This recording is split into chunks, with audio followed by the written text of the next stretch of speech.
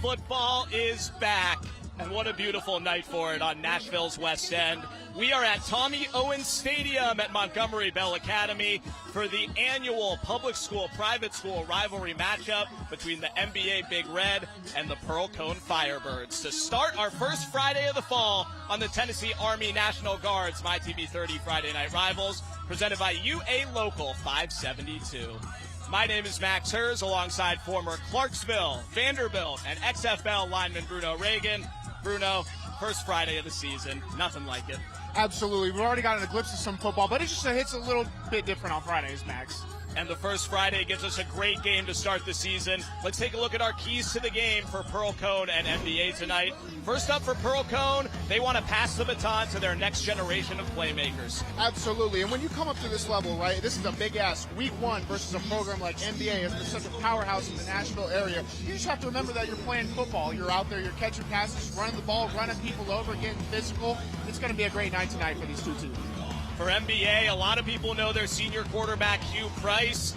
Nobody really knows anybody else. It's Hugh and New for the Big Red. Absolutely, and another opportunity for these private school kids to come out here, get a chance to scrap out with the public school kids. It's always a fun little rivalry. Hugh's been used to it, but we'll see how the others react when it gets a little bit of physical and a little bit emotional out there. These teams play every year to start the season. Pearl has won 3 of the last 5. Their key player and their lead dog in the backfield this year is senior running back Omarion Starnes. He ran for 1,000 yards last season, Bruno. This year he wants to double it. Absolutely. Omarion is a dynamic threat. While he's getting vertical, he's also getting great lateral movement, a good make and miss, but he can also get physical down the line of scrimmage. He's going to be their bell cow for tonight. Our key player for NBA, no doubt, senior quarterback Hugh Price. His 3rd year as the starter, he committed to Southern Miss over the summer. Yep, Hugh has a rare blend of physical attributes, and he's trying to get ready for that college level. What a better opportunity than as a senior leading your team to one more final good season. He's looking for a healthy senior season as well. He is healthy to start the season. Sammy Kincaid is healthy as well, and she's here with tonight's injury report. Hi, Sammy.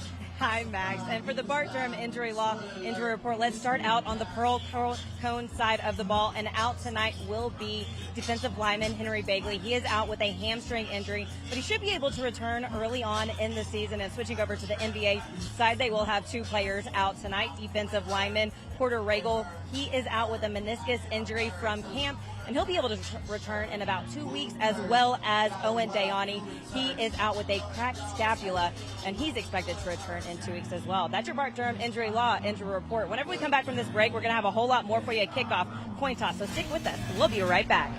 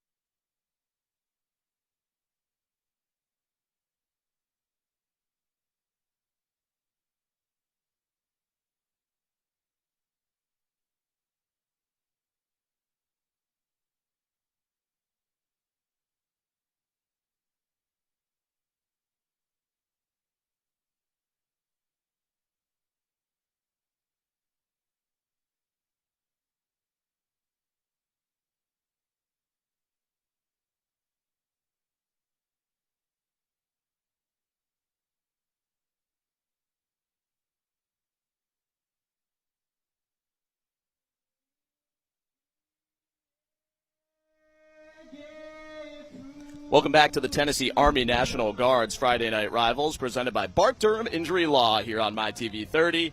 We are at Tommy Owens Stadium in West Nashville, Montgomery Bell Academy.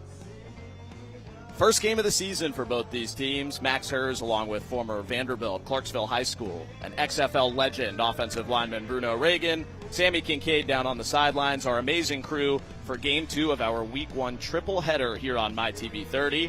As NBA junior Caleb Lamondra finishes up the national anthem.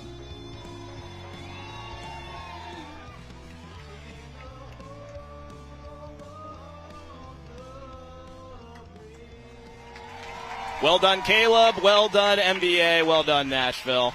The Dog Pound is here. NBA has had back-to-back losing seasons. Team 127 wants to make sure that it is not 3 in a row, which would be unheard of here at NBA. On the Pearl-Cohn side, they were in the state semifinals last season. They've won 3 of the last 5 meetings against NBA, as these teams have played in either Week 1 or Week 2 every season since the mid-2010s. It is time now for our coin toss, presented by the Tennessee Army National Guard. Sergeant First Class Gonzalez from the Tennessee Army National Guard joining our captains at midfield, and our head official, the White Hat, the aptly named David White. Always happy to have David White leading our referee crew. Let's listen in for our Tennessee Army National Guard coin toss at midfield.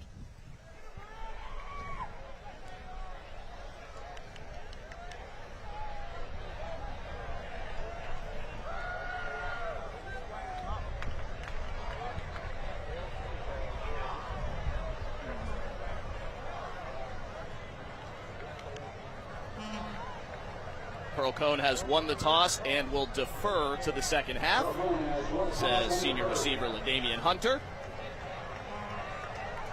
So NBA will kick off to get things going on a gorgeous night. Temperature in the low 80s, a little bit of wind, sun setting. What a first Friday it is for high school football here in Nashville, Bruno. Absolutely. These are the moments you'll cherish for the rest of your life, no matter how high of a level you play. Especially now with the way the college game's changing. Some people would call high school football the last bastion. It's an honor to be a part of it, Max.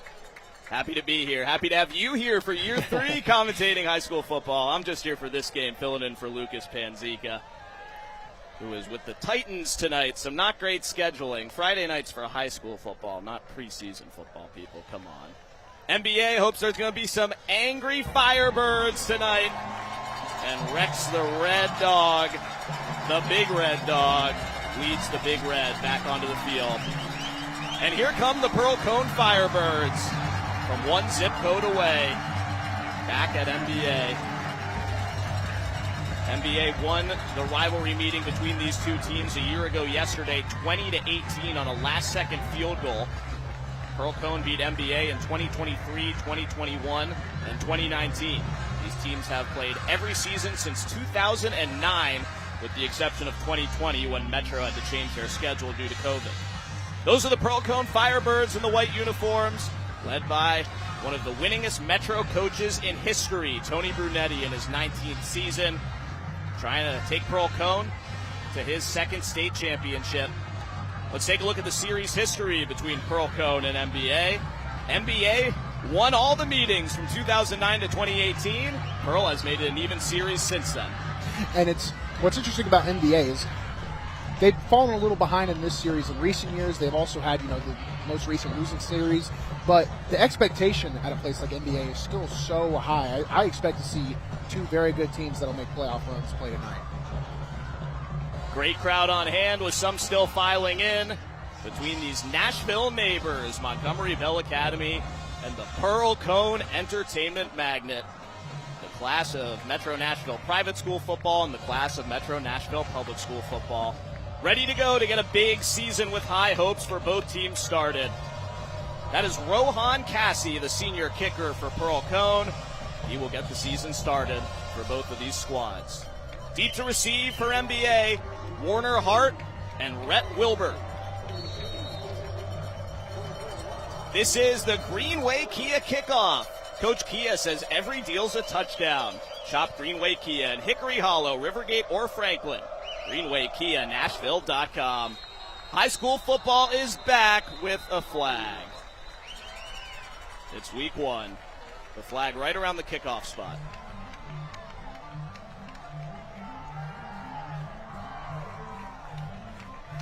Pearl will have to do it again from 5 yards back. Everybody's a little antsy for that opening kick. Absolutely. There's a few things you'll keep an eye out on week 1. They're guarantees. I don't even want to say keep your eye out for it. It's a guarantee. You'll see cramps. You'll see an extremely physical first quarter that dwindles very quickly as we take a look at NBA and their head coach. Head coach Chris Chauvin making his head coaching debut for NBA after Marty Uverard retired at the end of last season. Chauvin was Uverard's D coordinator all 14 years that Coach Uverard was here at NBA. He is his mentor. Coach Uverard is Coach Chauvin's son's godfather. An easy handoff to continue the NBA program. And this is Chris Chauvin's first game as a head coach at any level other than 9th grade basketball. That counts. I don't think they put 9th grade basketball on TV, do they? All right, Cassie will try it again. It's a squib kick that Rhett Wilbert fields near the 20. Wilbert up the middle and is tackled near the 35-yard line. And that is where the NBA Big Red will get things started with their third-year starting quarterback, senior Hugh Price, who committed to Southern Miss at the end of April. Hugh Price has a good blend of arm talent, size, athleticism. He's looking to put it all together because the most important thing at this point in your career is starting to put it on film. NBA has 3 tight ends that they love. They'll start with a 2 tight end set. Bennett Conyers and Jackson Newman in motion. It's a handoff to William Wade, the senior first-year starter running back. That was his first varsity touch. He played linebacker last year. He's their RB1, and he said he wanted the ball the first play of the season. He got it, and he got 6. Ran it like a vet, too. Made it aiming point. Here's the NBA offensive starters brought to you by BMC Metalworks. Price, Wade, Jackson Abair, J.R. Scruggs, and Carter Kilberg, the receivers. Newman, the lead tight end. Offensive line has 4 new starters. James Orey, Crosby Bondi, J.D. Bashan, Max Beecham, and Andrew Sillay up front for NBA. Bashan, the center, is the only returning starter on the O-line. There goes Wade again to the left side. He is undercut and taken down. Anthony Carnahan, the corner at the initial contract. Then William Nelson and Arquez Fontenot cleaned it up. 3rd down. Let's take a look at the starting defensive lineup for the Pearl-Cohn Firebirds. Mekhi Moshe, Robert Williams Jr., Isaiah Anthony, and Cheyenne Harris up front. Jalen Parker and Carmelo League, the linebackers in the 4-2-5. Carnahan left and Donaldson, plus Fontenot and Nelson in the defensive backfield for Pearl-Cohn, who will operate out of a 3-safety set the majority of the time. Good discipline by Pearl-Cohn not to jump off the fake. NBA looking to get a free first down early. 3rd and 4. Hugh Price's first throw of his senior season is incomplete on a screen to Wade. 4th down. Coverage from Mekhi Moshe, the D-end laying the boom. And it's a 3-and-out to start the fall for the Big Red. Growing pains, as we mentioned in our opener, Hugh and New, right? NBA is going to be dealing. They obviously have a returner, their senior, their leader, their quarterback, but a lot of new pieces, and that comes with timing, that comes with experience. They're looking to build on it tonight, so mistakes will happen. How you respond to them, that's what's going to be important.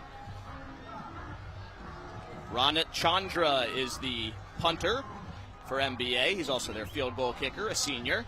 Hit the game winner against Pearl a year ago. Landon Left, the junior, deep to receive for Pearl-Cohn.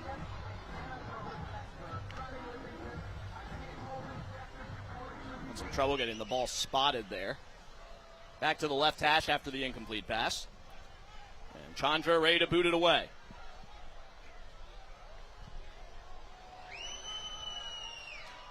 Left lets it bounce into the end zone on the all-turf surface here at NBA.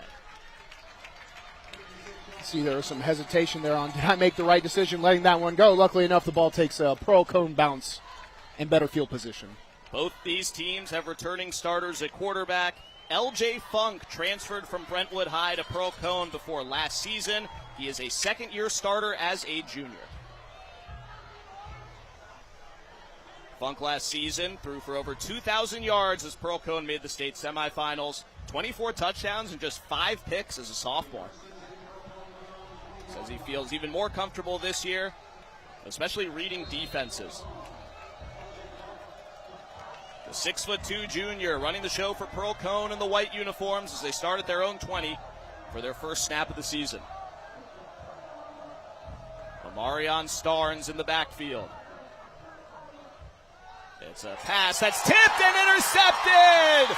Nick DeVay, pick 6, NBA.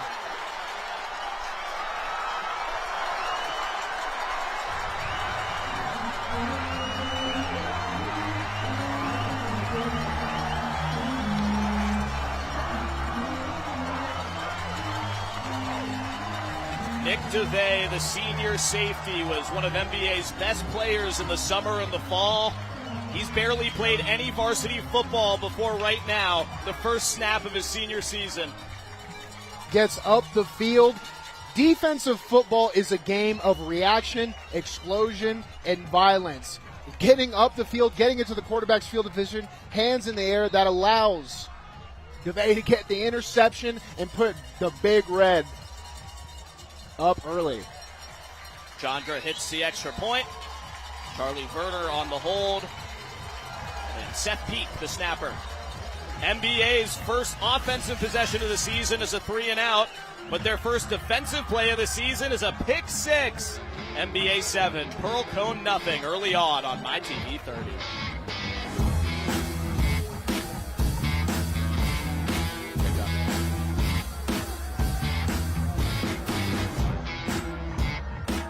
I did not.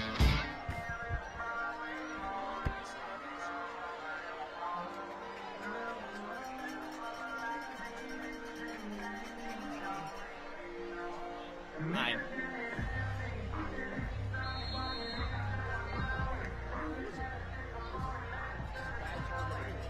Yeah.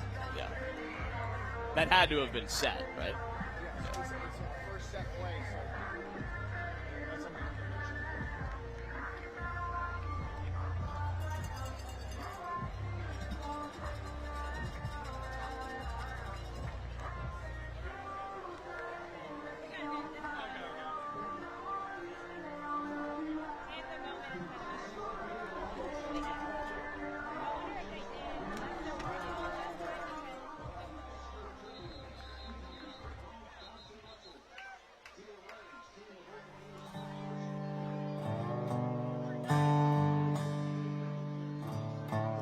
Before the game tonight, our Bart Durham injury law anthem moment here at NBA.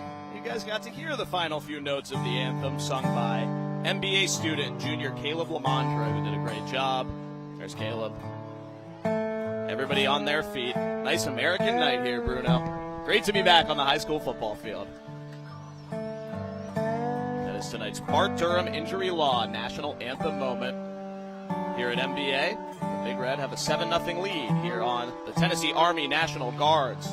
Friday night rivals here on MyTV 30, presented 572. My name is Max Hers, along with former Vanderbilt center Bruno Reagan. Sammy Kincaid is on the sidelines. Quite an electric start.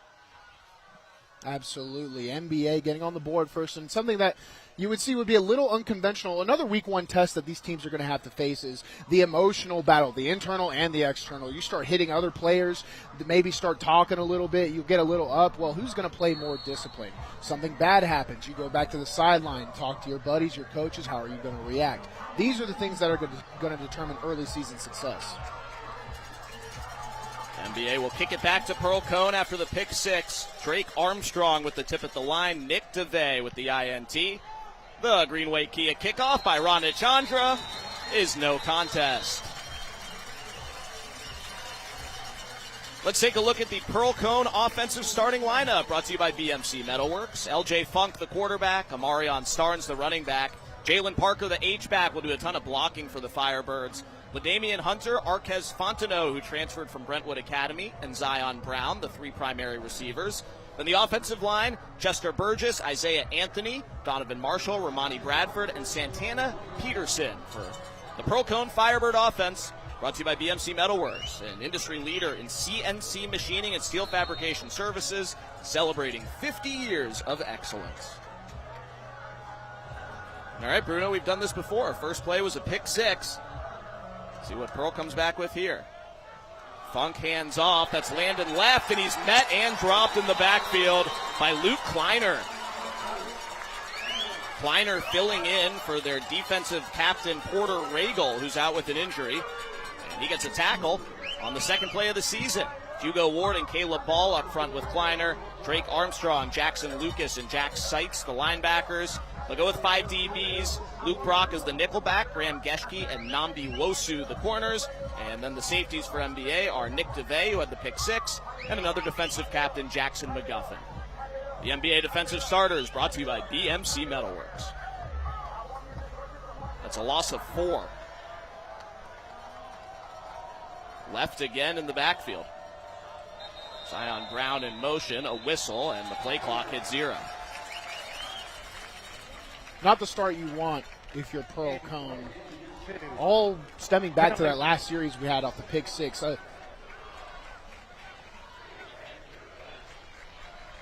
As it was a delayed game on Pearl-Cohn, they'll back up 5 yards. Second and long. Probably have to go back to the air.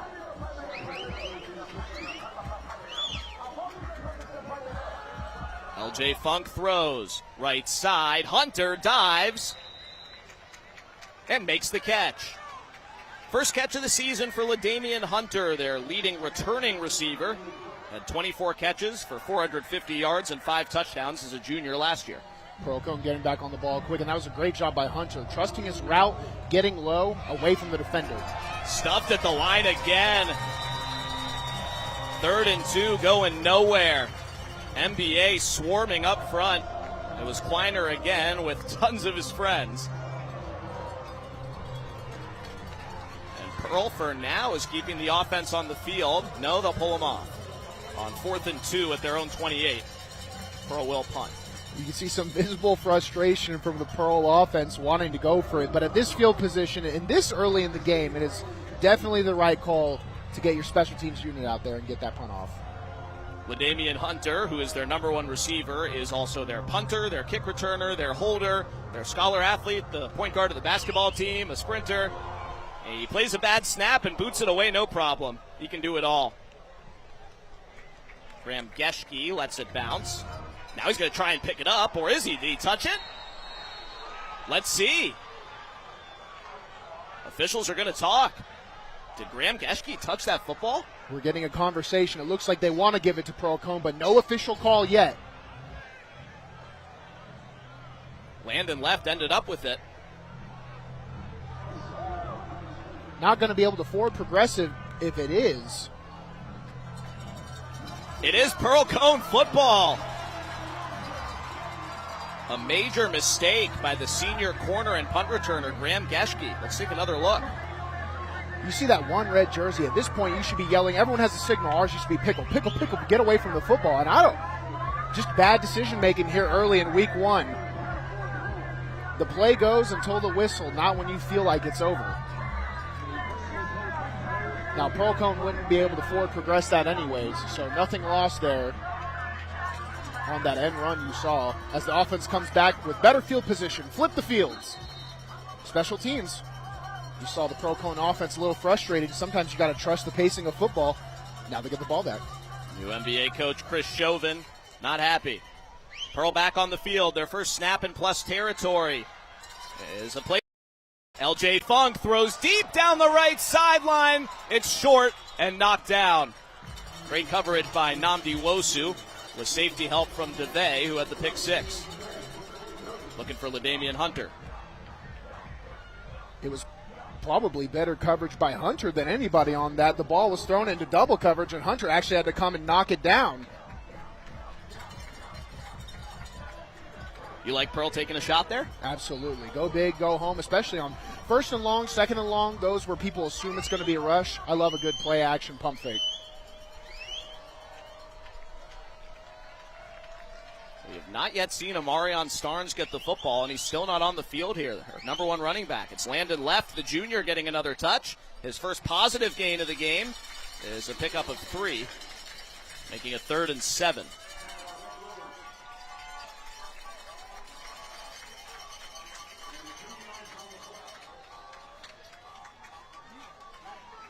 Landon Left, a junior, had 13 carries last season for 135 yards and 2 touchdowns as a sophomore. Moving up the depth chart this year, as all the skill players do for Pearl-Cohn. Javion Kennard, going into his freshman season at Colorado State, did basically everything on that offense. He had a lot of great help from these younger guys, but now they're the lead dogs. Trips left on 3rd and 7. Now an empty backfield for L.J. Funk, who's pressured, steps up, runs with it, and gets the first down. Drake Armstrong broke through, but Funk evades him and gets Pearl's first down of the season. I was getting a little worried, too. Funk was starting to reach the football out as he was getting close to that first down. Then he brought it back in, and Tuck, you can see the ball control right there. Don't want another turnover. Tucks it in with 2 hands and secures the first down for Pearl. They get the chains moving. Gain of 14 for a BMC Metalworks first down for the Pearl-Cohn Firebirds. We'll have some late substitutions going on, and we'll call it timeout. Pearl-Cohn. First charge timeout of the. We'll take a break as well. MBA leading, Pearl-Cohn driving here on the Tennessee Army National Guard's Friday Night Rivals, presented by UA Local 572.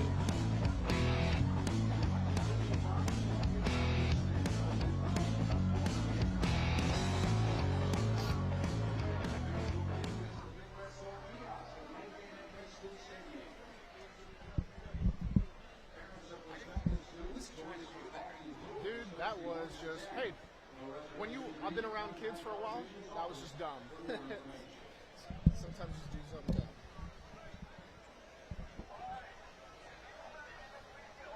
Yep.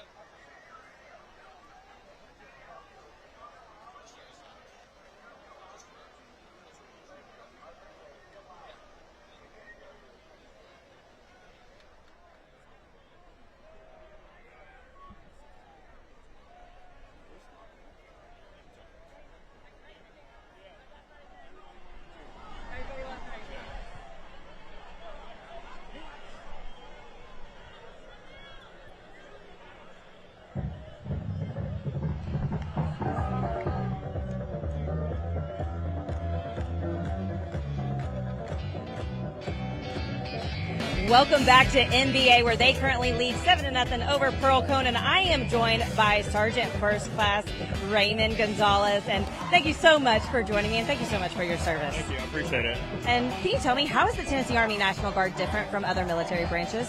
Well, first of all, our commander-in-chief is the governor of Tennessee. We have a dual mission. We have the state mission, and we have a federal mission. So domestic, any natural disasters, aid that they need within the state, and then we can deploy overseas and stuff like that if need be. And what jobs can somebody have in the Tennessee Army National Guard?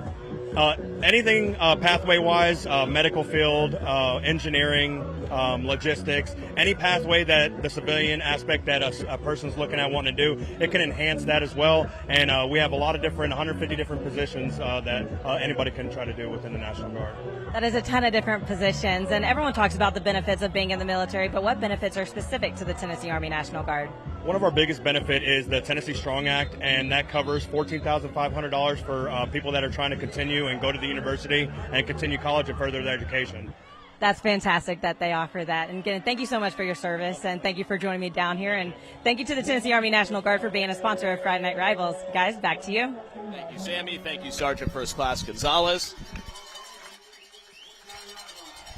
L.J. Funk on the sideline as Pearl-Cohn gets back on offense here with the first down at MBA's 29-yard line. They're going to go empty set here with Lance Donaldson, the sophomore running back, taking the direct snap. Again, no quarterback on the field. Lots of beef blocking. Jalen Parker and Maurice Holt lead the way as Left dances right and is swarmed but gets away. Knocked down after a gain of about 5. A little bit of some Metro magic from Pearl-Cohn. If you're assuming that run play should have went to the left, you'd be absolutely correct. But Left, just seeing how there was initial D-line penetration, cuts the field, makes a man miss, makes a few men miss, and gets up the field for somewhat of a salvageable run. Funk back on the field. Left met in the backfield again by Kleiner. We still have not seen Amarion Starnes, our pregame player to watch. He's on the sideline without a helmet right now. Meanwhile, Luke Kleiner is just racking up tackles left and right, the junior D tackle, filling in for Porter Regal, the captain of the defensive line, who is out with a meniscus injury. That shouldn't keep him out too long. Meanwhile, Kleiner getting the early attention. If they let Kleiner just stay in this backfield, it's going to be a tough day for Pearl. I know they love to trust their athleticism, but you can't have D linemen in the backfield. Third down. Funk rolls left to the end zone and too deep for Zion Brown. It's fourth down.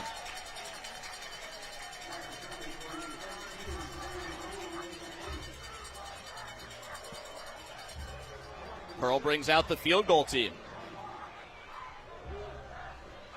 Rohan Cassie's longest field goal in a game is 35 yards.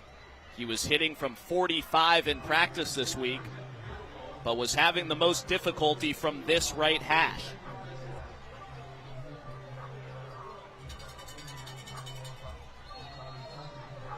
Flag flies out in the Pearl-Cohn backfield. Snap, illegal substitution, 12 men in the formation on the offense. 5-yard penalty. And a field goal that was already going to be pushing their kicker's range will back it up even further. It'll now be 47 yards. Sam Lutz is the holder. Makai Moshe the snapper. This would be 10 yards beyond Rohan Cassie's longest field goal in a game. For Pearl-Cohn's first points of the season. From 47, low snap is handled and short. It looked like it was a distance too, Max, so he would have been well inside of his practice range, even at a hash that he seemed to not have too much success in at practice, but it is a turnover. An NBA offense will come out and get a chance to make this a 2-score game.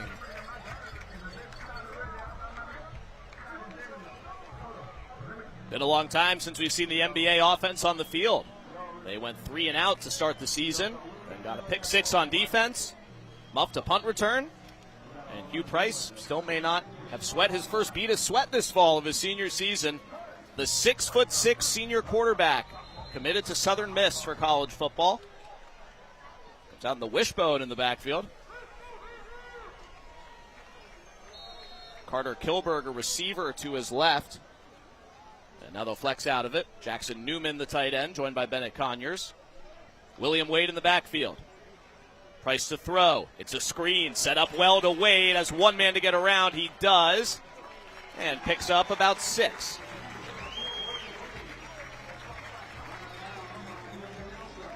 For NBA, they would want that to be a little bit more explosive. When you bring that out, you show a wishbone formation, mesh out. Now Pearl-Cohn's going to have that on film on the sideline, be able to talk about it and adapt.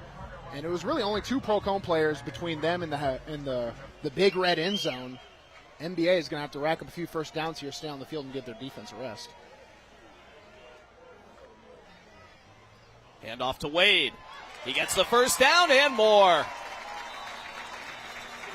William Wade was the JV running back 2 years ago, a varsity linebacker last year. Now he's RB1. And watch this at the end with Wade. He gets a little bit of open space, and he immediately drops the shoulder. Not even an attempt. He's looking to make it physical. It might not be the most coached up thing, but you're going to see that take effect in the third and fourth quarter if he keeps bringing the physicality. It's a BMC Metalworks first down for MBA. BMC Metalworks is an industry leader in CNC machining and steel fabrication services, celebrating 50 years of excellence. Wade not going far this time. Robert Williams Jr. with the tackle right at the line. Gain of 1.5. The NBA offensive line looks to be getting really good initial double team push. They're square, but there's just a lack of finish right now in their run game. If they could just hold their blocks for maybe a quarter second, get up the field just a little bit more, it'll open up. Hugh Price off the field. Backup quarterback Charlie Verner in. He was the quarterback most of the regular season last year when Price was injured. He's going to run on an option keep, and he's hit hard by Carmelo League, the captain of the Pearl-Cohn defense, with his first big hit of the fall.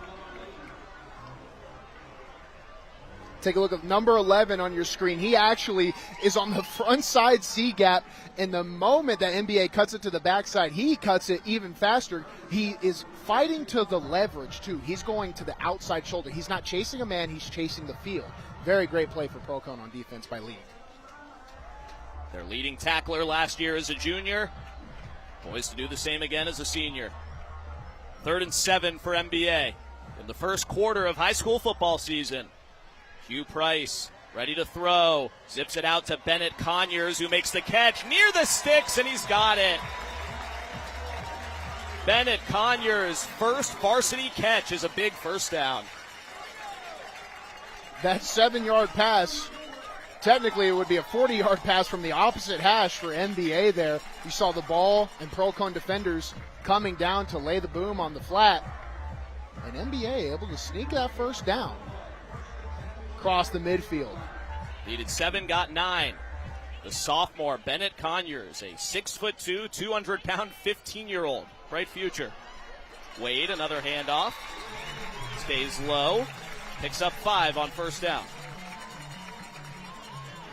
Well, this drive is how NBA wants things to look offensively. Yep, NBA relying on a gap scheme. You can see number 55, Crosby Bondi, the lead puller, trying to get up to that 2nd and 3rd level, making an explosive play. Give it to Wade again on 2nd and 5. This time not successful. Carmelo League, again, the first one there. 3rd down. The Pearl-Cohn defense knows that they're going to rely on a lot of gap scheme too, so they're attacking the line of scrimmage, they're attacking the point. They're not just knocking back and flowing with the defense as you would a zone. So it's going to be real hard for NBA to open this up with just relying on a gap scheme style. They just ran a counter there where you pull the guard and the tackle, and it was stuffed right off the point of attack. Whistles pre-snap as NBA was getting situated. Play clock down to 5. Will they get a reset here? They will. NBA coaches screaming from the sideline, reset the clock.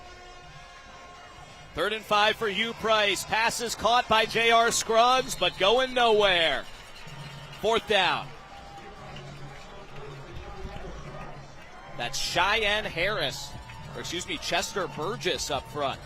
The senior two-way lineman with the tackle on 3rd down. The space on the edge here just got cut off too. It wasn't flat enough by the pullers. You see that there's 3 NBA pullers and they're all just trudging up the field on screens. That is the big mistake. You just want to naturally climb a field. You have to kick out flat, kick out flat. Those Pearl-Cohn defenders on the edges are faster than you big boys. Go flat and meet them at the point. Don't just run straight to a person. 4th down. They're going for it to Jackson Hebert. Incomplete and no flag. Landon left. Covering Hebert one-on-one, forces a turnover on downs in the final minute of the first quarter. Left making the play on defense to force NBA off the field into the special teams. You're going to hear Left's name a lot now with the strange omission for our player to watch coming in of Marion Starnes, not yet to touch the field. Left picking up the pace as we take a look at Brunetti. Head coach for Pearl-Cohn, 1 state championship under him, one of the winningest coaches in all of Metro history. Fun guy. An absolute institution. Memphis native, former Austin Peay governor, his 19th season as the head coach at Pearl.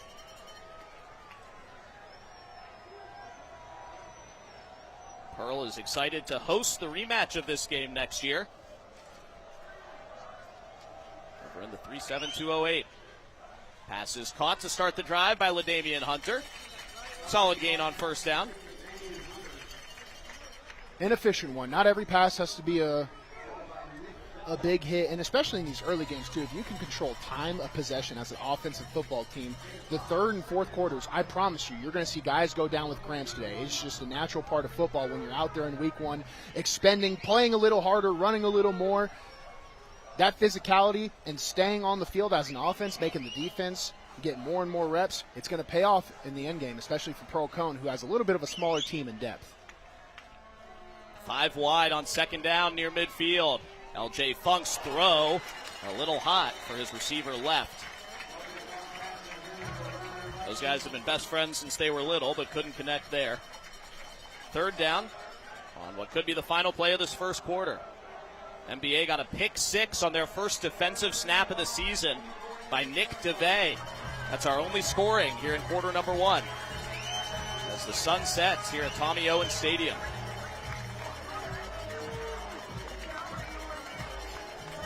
Third and 5 for Pearl at their own 48.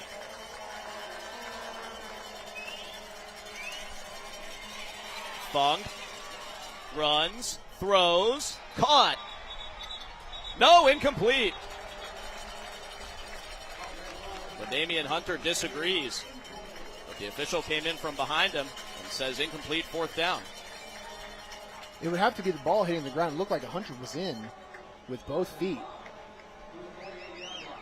Pearl-Cohn Firebirds not able to get across the midfield. So we take another look here on the edge. That's tough. I would say that's a catch. Max. But in the high school game, no reviews, and it kind of tests your character a little bit like, hey, okay, I got screwed out of a call. Now what am I going to do? Am I going to go to the bench and pout, or am I going to come out and try and hit it on all angles in the next go? And Hunter, who had that catch, has to punt in front of a heavy rush. Graham Geschke plays a bounce, hits the deck. No fumble this time.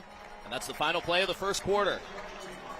Fun first quarter to start the fall football season. NBA 7, Pearl-Cohn nothing after 1. You are watching the Tennessee Army National Guard's Friday Night Rivals, presented by UA Local 572, here on MyTV 30.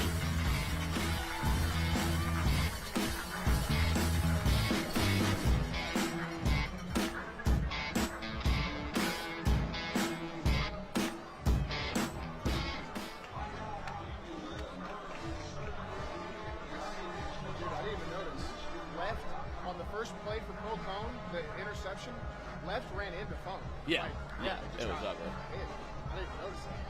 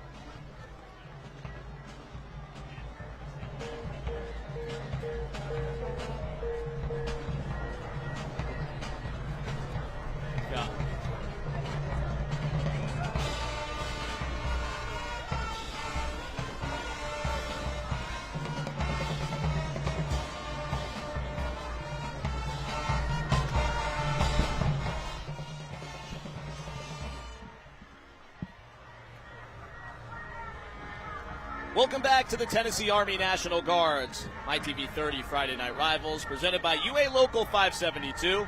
Game 2 of 3 in a row here on Week 1 high school football. Shelbyville and Tullahoma will play tomorrow night at 7 here on MyTV 30 to finish up our 3rd annual Week 1 triple header.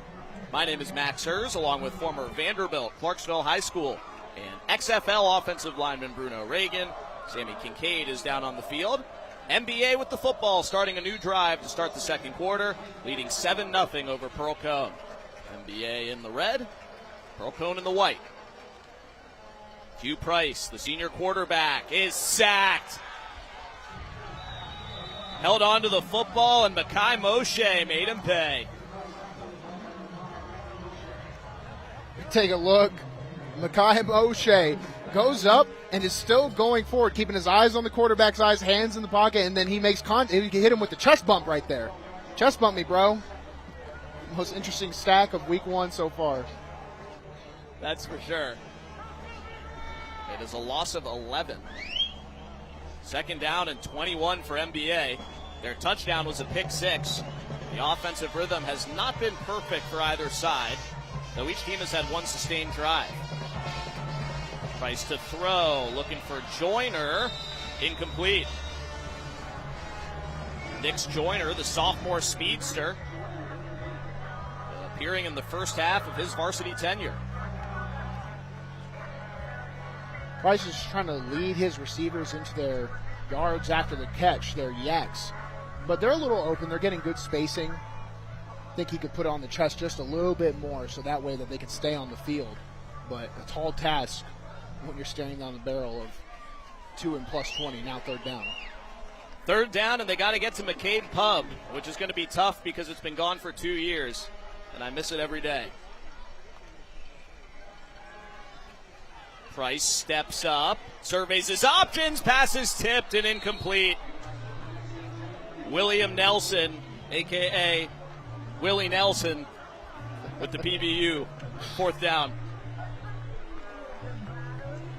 Doing a good job of keeping his eyes downfield is Hugh Price.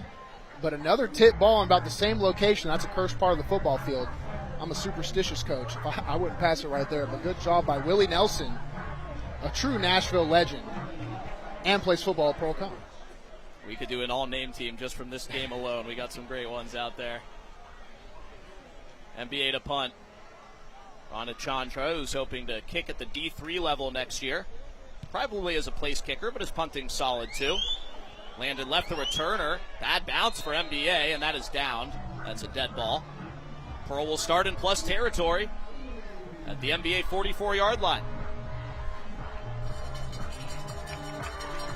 Still an omission as we start the second quarter from our player to watch, Omarion Starnes. Stay tuned for our halftime report, brought to you by the United States Navy.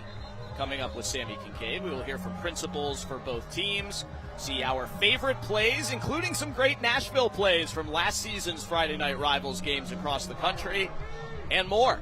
That is coming up at halftime, the U.S. Navy halftime report. LJ Funk starting in good field position at the plus 45.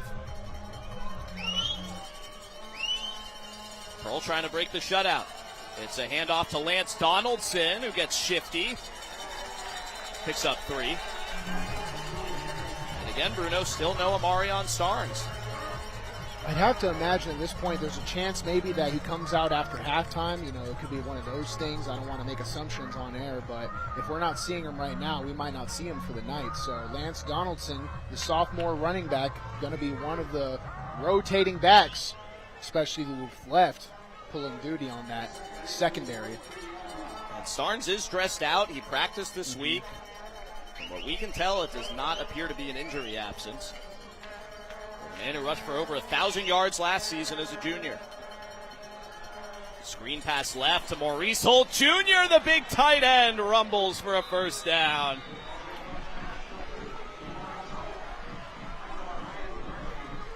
Young man, what are you doing in a 2-point stance in the backfield? Get the tackle. We need you. Actually, make a man miss? Never mind, Mr. Holt. You can stay right out there on the outside. 6'1", 250. Gets the first down. The bad gain on first down, and a flag flies in the backfield as left gets the handoff. Pearl has not been able to get the running game going. Flag right on the numbers, right around the area where you'll get offensive holding from the edge players. The receivers not used to blocking. Get the official call coming up. David White seeing if Chris Chauvin and NBA would like to decline the penalty. The play was a loss of 5. You would take 2nd and 15 here, I assume? Absolutely. Illegal shift on the offense, number 17. The penalty's declined. It'll be second half. The referee's assuming that he would want to decline and leading him to that decision. And now they've spotted the ball right back in line with the chains, and every single NBA coach and fan is not happy. First year coaching, hey, when you decline a penalty, you don't get it.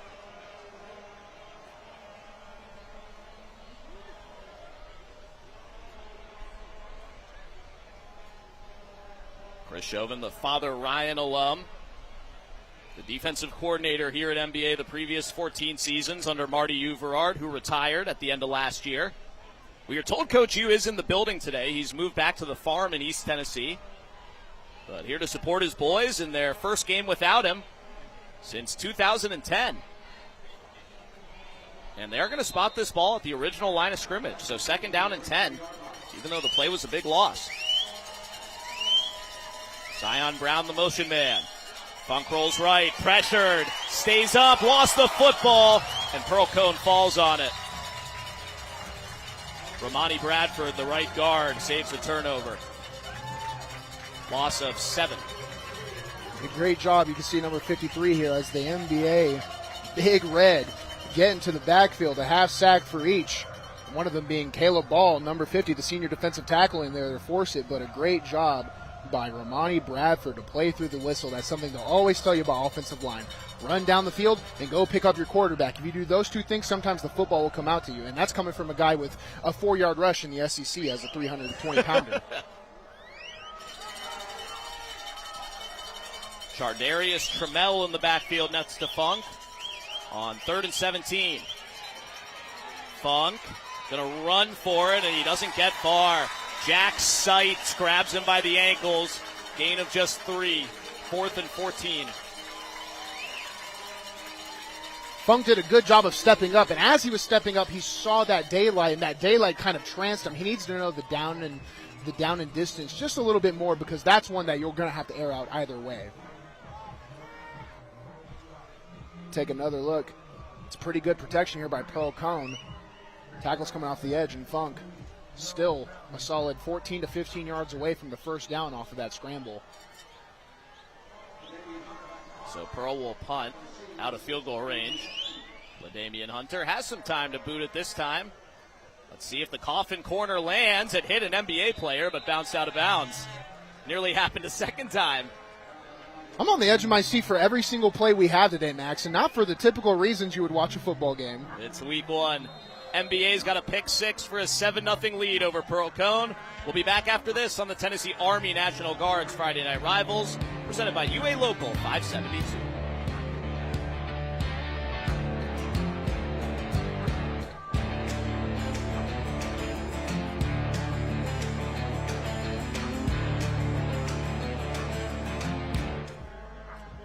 Good job.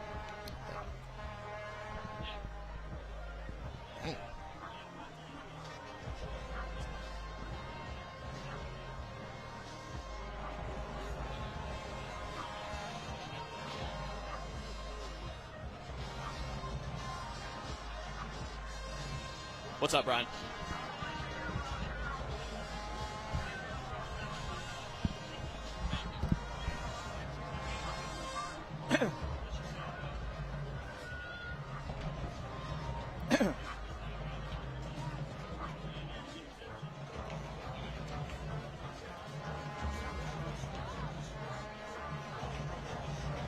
Probably suspended. Presumably, yeah. I mean, I interviewed him Wednesday. He practiced and said he was playing. So. Maybe, hey, I was suspended. Tonight's broadcast of Friday Night Rivals can also be seen streaming live on mytv30web.com, Fox 17 Facebook Live, and YouTube. Brought to you by South College, where dreams find direction. There is Amarion Starnes, who was our pregame player to watch for Pearl-Cohn.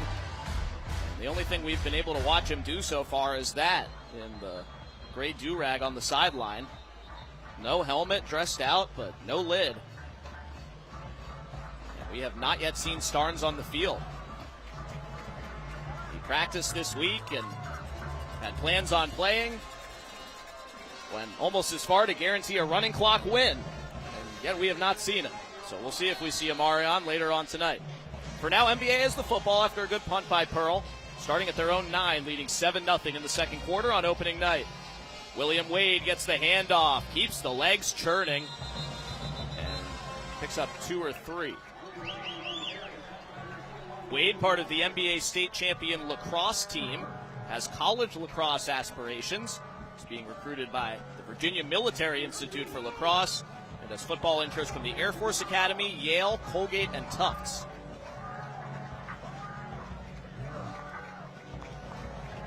Second and 8.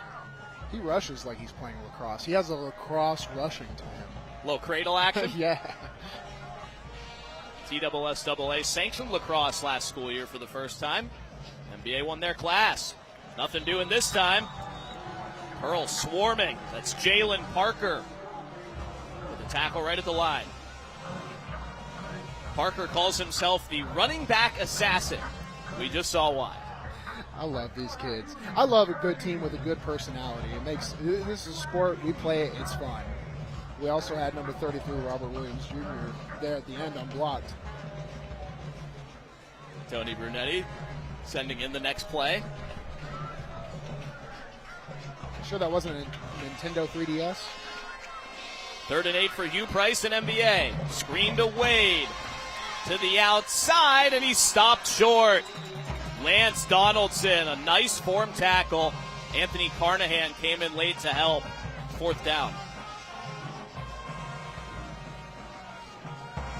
Both teams are showing glimpses on offense, Max, of having that potential to go down the field, be consistent, maybe switching your explosive plays. But if you can't be successful on 1st down, on 2nd down, you're not going to have a chance at those explosive plays. It's not going to be able to be drawn up. You only have so many plays you can do from a 1st and 10, 2nd and 10 situation. Whichever team is going to take control and stay in front of the chains, that's going to be the one that you'll see really dominate, especially as we go into the second half. That was NBA's 4th offensive possession. They have 2 first downs and 3 3-and-outs. Rana Chandra has all day to punt the football, and he takes advantage over Landon Left's head. And it is downed at the 31-yard line by Bennett Conyers. 5 minutes left in the first half. NBA leads Pearl 7-0.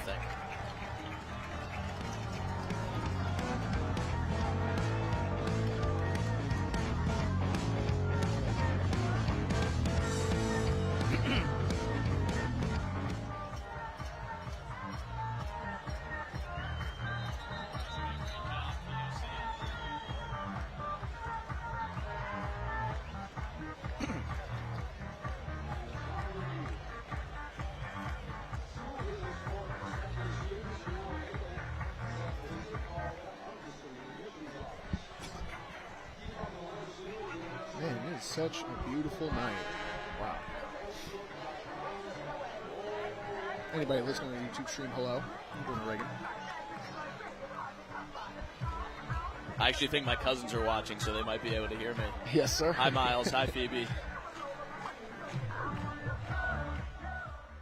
It's a good way to sneak a shout-out. Love you guys. I also love everyone else listening, too. Yes, yes. We love you all. Bruno loves everybody. My mom, always supporting. All of us would like to take a moment to thank the wonderful sponsor partners Sonic, Tennessee Army National Guard, South College, Bart Durham Injury Law, Western Kentucky University, BMC Metalworks, Wilson Bank and Trust, Josh Houston and Associates, and UA Local 572, who through their contributions to the program make these games possible for you viewers at home. And we'd especially like to thank tonight's participating high schools and their administrators for their continued support. Pearl-Cohn High School, MBA. The Dog Pound here at MBA. Nashville's all-boys private school, making some noise. They lead 7-0 here in the second quarter on opening night on the Tennessee Army National Guard's Friday Night Rivals, presented by Bart Durham Injury Law. Pearl-Cohn with the football. Game 2 of 3 on opening kickoff week here on MyTV 30. Shelbyville at Tullahoma tomorrow night at 7 here on Channel 30. Then week 2 next Friday, Brentwood and BA. Great schedule all this season. And then Bruno will make his return to Clarksville coming up next month. The Warfield Shield will be on MyTV 30 on Bruno Reagan's statue unveiling night. Was that supposed to be a surprise? Here goes LJ Funk, design QB run. Picks up 3.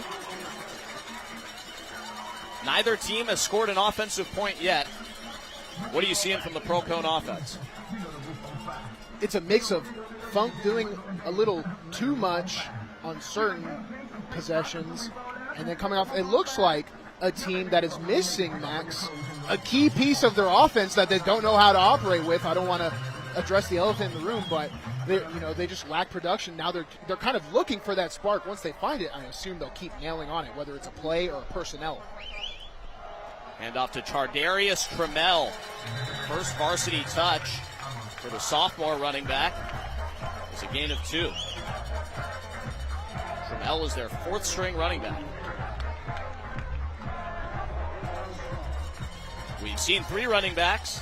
Landon left, Lance Donaldson and Trammell, but not Amarion Starnes. Their number 1 back is dressed but has not played.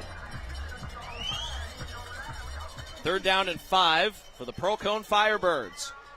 Semifinalists last year in Class 4A, state champions in 4A 2 years ago, state runners-up the year before that.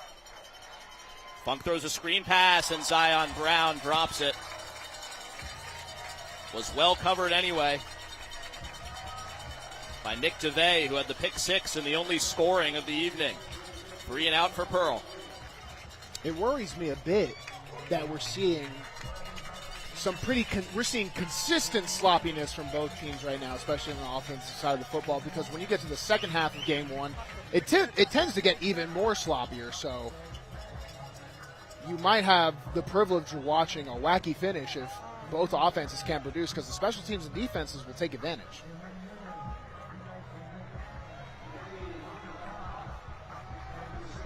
Officials holding up the clocks here just for a play clock reset. That's all from David White. Good job by our crew tonight. David White, our head official. Christian Scales, our umpire. Chris Humphreys, our head linesman. As LaDamian Hunter's punt is blocked by McGuffin. Picked up by NBA. And Hunter saves a touchdown. Jackson McGuffin with the block. Drake Armstrong with the recovery. And NBA's got the football at the 10. Take a look at McGuffin, just take it right off of the toe. A great job. That contact will not get called. And Armstrong with the scoop and score right off of the edge. And also a great effort play by Hunter there. He gives them a chance for the Pearl-Cohn defense to come out and at least force a chance at 3 instead of 7. So Pearl-Cohn's defense will have a chance to answer, but I was just mentioning this lack of offensive consistency will open the window for explosive defensive and special teams plays. Now we see NBA in the red zone off of the fault of Pearl-Cohn. So 1st and goal for NBA. Charlie Verner, the running quarterback, is out, and he is running inside the 5. Down near the goal line, and he's short by about half a yard. Max, Verner lost his helmet. Excuse me, Max, but you hear all the collective ahs when he's 1 yard short. If I'm an offensive lineman for NBA, the hair on my back is standing up because we get to go to the goal line. This is the best position in football right here. No bias. NBA with 2 tights on 2nd and goal at the 1 yard line. Still out of the shotgun. Price back in. Hands off to William Wade. Touchdown, NBA.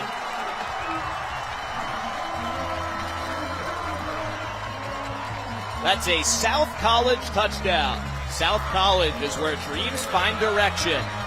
First offensive touchdown of the season for Big Red, and William Wade's first ever varsity tutty. What a better place to do it at home in this game that's been a good rivalry in the mid-state. You can see the Big Red, all their offensive linemen finishing in the end zone. Extra point by Ranachandra is good. Verner, who did most of the work on goal to go, back out there with the hold. Seth Peak with the snap. And they are fired up in the dog pound. Tommy Owens Stadium. Montgomery Bell Academy. NBA and Harpeth Hall students making some noise. As NBA doubles their lead, it's 14-0 with 3:22 left in the second quarter. One of the most explosive plays of the game, that being an interception and a blocked punt. Nothing on offensive side of football yet. Chris Chauvin in his head coaching debut, the 41-year-old new head coach at NBA, previously their defensive coordinator. Very happy so far.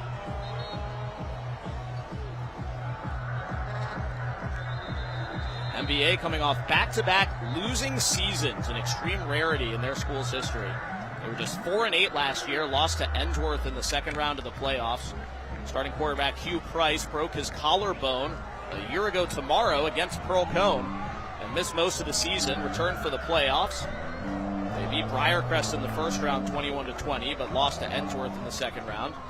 2023, they finished 5-7, but still made the state semifinals where they lost to eventual state champion Macaulay.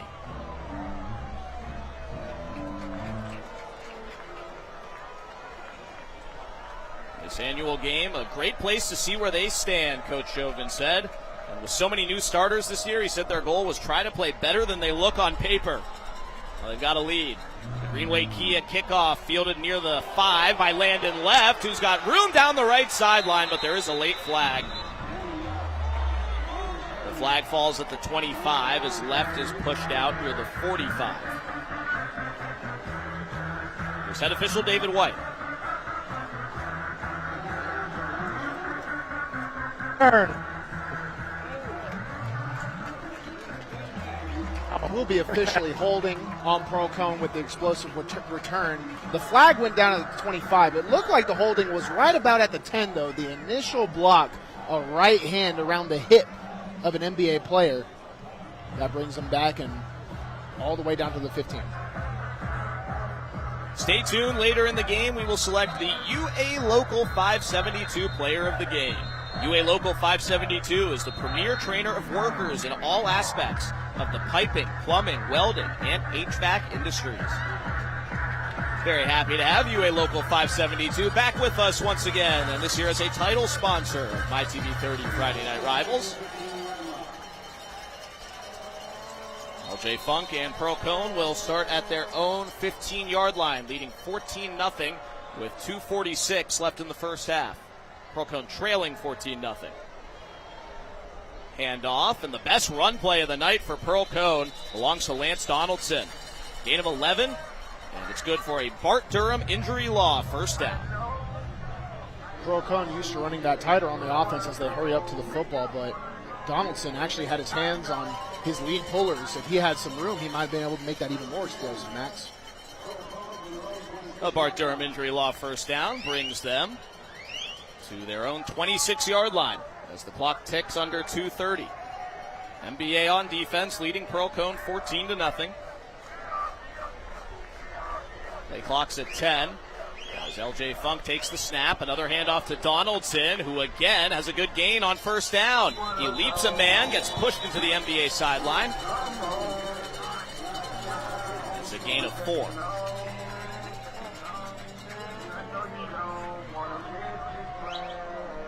Donaldson will head off after 2 carries and 15 yards. Did pretty good with what he was given. Pearl-Cohn going back-to-back on just normal counter plays with 2 pullers, but their lead puller, who's supposed to go up in the alley, he's going a little bit too wide instead of up, and then the second player, more in the way of Donaldson that series, needs to get a little bit more cleaned up on the offensive line side. Landon Left back in the backfield behind his childhood buddy, LJ Funk. Funk to throw, completes it to his friend Left, but he's brought down after a gain of just 1. Luke Brock with a great takedown. During the fourth quarter of tonight's game, we'll be highlighting the school bus stop of the game. Beat, beat, Bruno, presented by NHTSA. The law in Tennessee and every state requires drivers to always stop for a school bus when the stop arm is out and the red lights are flashing. Paid for by NHTSA, and that's a nominee right there by Luke Brock, whose dad Sean is one of the NBA defensive coaches. Clock under 1:30 in the first half. Pearl-Cohn down 14-0, facing 3rd down and 4 at their own 32. Empty backfield for Funk. He's pressured, running for the first down, and he has it. Clock ticking down toward 1 minute. Pearl-Cohn has 2 timeouts. Clock stops at 1:11 to reset the chains. Take a look at it, NBA. They're only getting really good rushes outside of the edge, and that's forcing Funk up into his pocket. You know he likes to tuck it in and run, especially if he has that 8-8 gap, getting that first down. But Pearl-Cohn running out of time to operate an offense. They'll keep it away from NBA, but will they be a threat to score? It's a Bart Durham injury law first down with under a minute left in the first half. Funk evades the rush, has an open man, and it's caught by Steven Salter. First down, gain of 16, make it a gain of 18 to the 43. Clock stops with 48 seconds, and Pearl calls timeout. That is Salter's second ever varsity catch. He had a 15-yard touchdown on his only catch as a sophomore last season. He's their big play receiver this year as a junior. Second charge. Take a look at number 2 Funk right here, the junior quarterback. He has a great sense to extend plays. Crosses back to the field, throwing off of his back foot, off of his heel, across the shoulder. Finds his man, Stephen Salter, and gives him a chance. They cross the midfield. We still have 48 seconds on the clock. Timeouts have been used up a little bit. Only one left. Pearl-Cohn's only attempt at scoring was a 40-plus yard field goal, well outside of the range that they're usually used to. Have to imagine that Pearl-Cohn will keep it on the air, trying to chip away the field. We are 48 seconds away from the U.S. Navy halftime report with Sammy Kincaid. We invite you to stay tuned for that. We will hear from both schools' principals, Dr. Miriam Harrington, the executive principal of Pearl-Cohn High School, and William Daughtry, the head of school at Montgomery Bell Academy. L.J. Funk, the junior, who has college offers from Southern Miss, Eastern Kentucky, and Tennessee State. Back on the field with 48 seconds left in the first half, down 14-0, looking for Pearl-Cohn's first points of the season, trailing MBA on opening night. Fakes the tap pass, throws a screen to LaDamian Hunter, and he hits the deck for a loss of 2.5. And that was not on purpose. He's feeling it right now.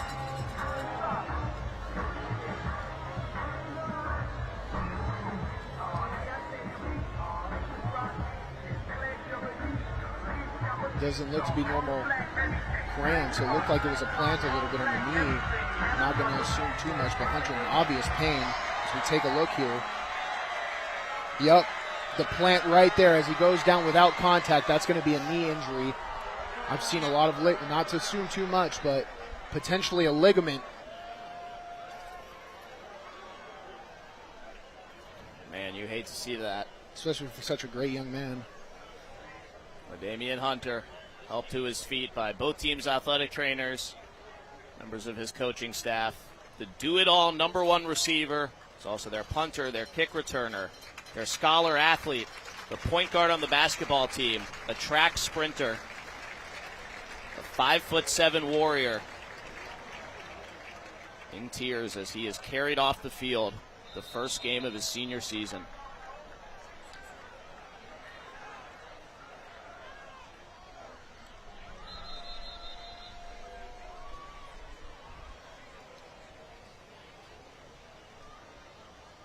So head coach Tony Brunetti and Pearl-Cohn without another weapon. Their number 1 receiver taken off injured. Their number 1 running back yet to appear in the game.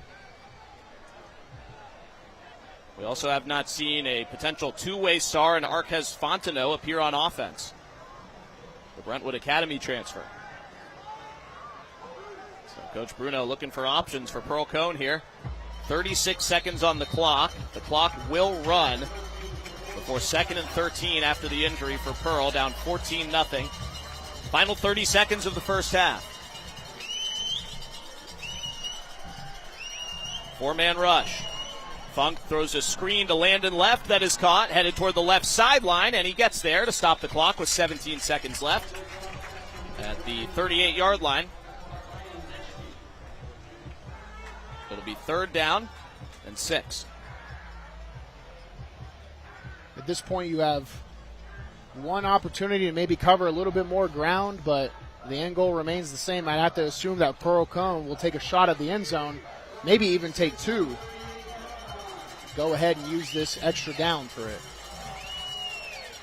4 wide for Pearl. 16 seconds in the half. They got to get the first down. That throw is pulled down by Salter. His second first down catch of the drive. And it's good for another Bart Durham injury law first down for Pearl-Cohn. He got out of bounds. Clock stopped with 10 seconds. Apologies, we're having issues with our clock on the screen. 10 seconds left in the first half. NBA 14, Pearl-Cohn nothing. Pearl will get the ball to start the second half, but they want points now. First down at the 28. 4 wide again for L.J. Funk. Looking for Salter in double coverage. Touchdown, Pearl-Cohn.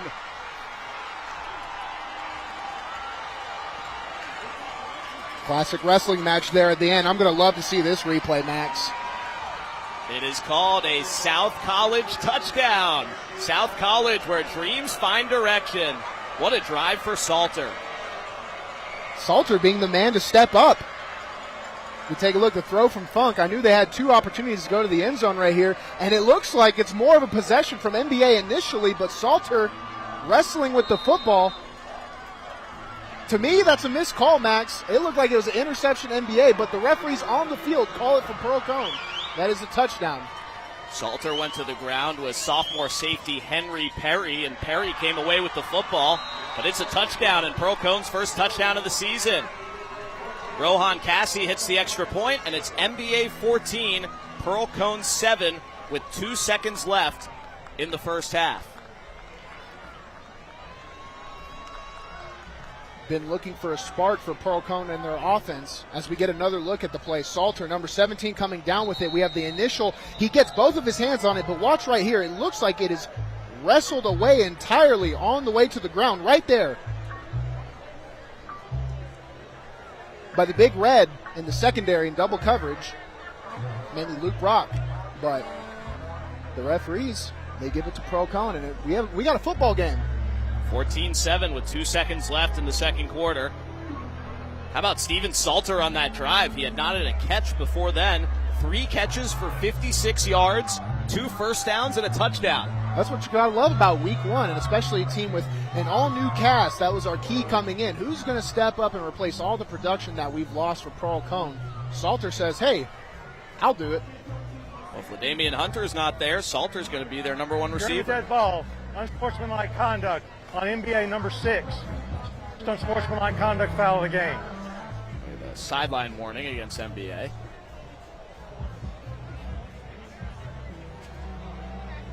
Head coach Chris Chauvin not happy with that call going into halftime in his first game as the lead man for NBA. We get one more Greenway Kia kickoff with 2 seconds left in the first half. Coach Kia says every deal's a touchdown. Shop Greenway Kia in Hickory Hollow, Rivergate, or Franklin. Visit greenwaykianashville.com. Coach Chauvin having to do a lot of coaching in his first game as the head coach. He is no longer calling defensive plays as he has for the previous 14 years.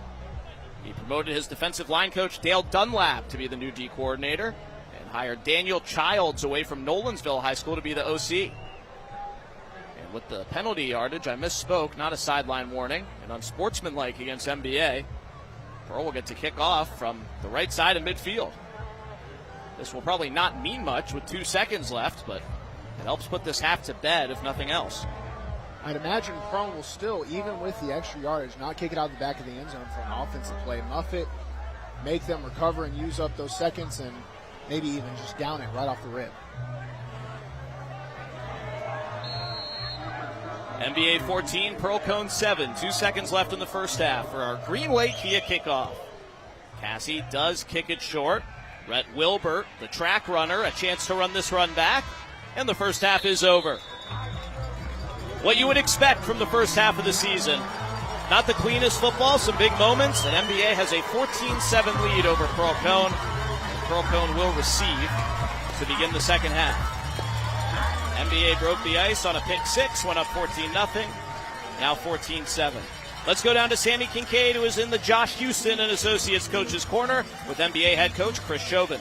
Coach, obviously not the way you want to end the half. What's your message to your team going into the locker room? Shoot, we did a lot of really good things. We just got to keep capitalizing when we get possessions. Especially we had the ball on their side of the field a couple times and didn't get anything out of it. So, doing some really good things. It seems like little first game jitters at times, but, I think we're playing solid. We just got to keep going, finish some things, and, keep playing hard.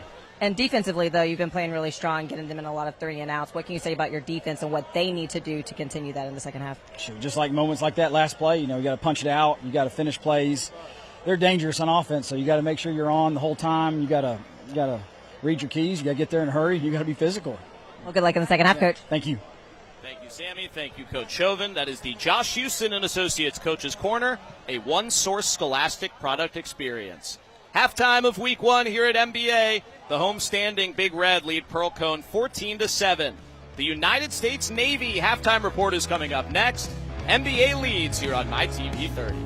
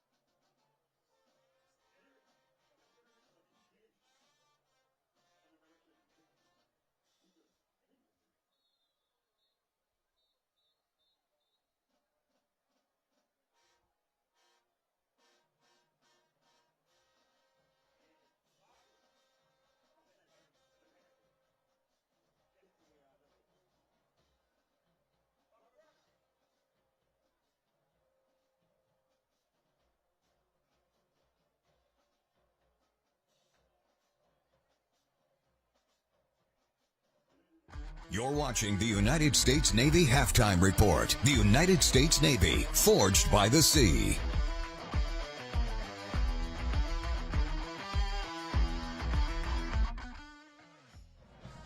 We're proud to present the Sonic Scholar Athlete of the Week. This week's Scholar Athletes are LaDamian Hunter from Pearl-Cohn High School and Luke Hamilton from Montgomery Bell Academy. LaDamian has a 3.81 GPA. He is all-regional and all-metro and volunteers with Second Harvest Food Bank. Luke was presented with the Wallace Latin 1 and 3 book awards. He was also a top performer at the Vanderbilt football camp and was invited to compete at the FBU Top Gun. These All-Stars are now entered to win a $10,000 scholarship at the end of the season. Congratulations to our Sonic Athletes of the Week. Live free, eat Sonic.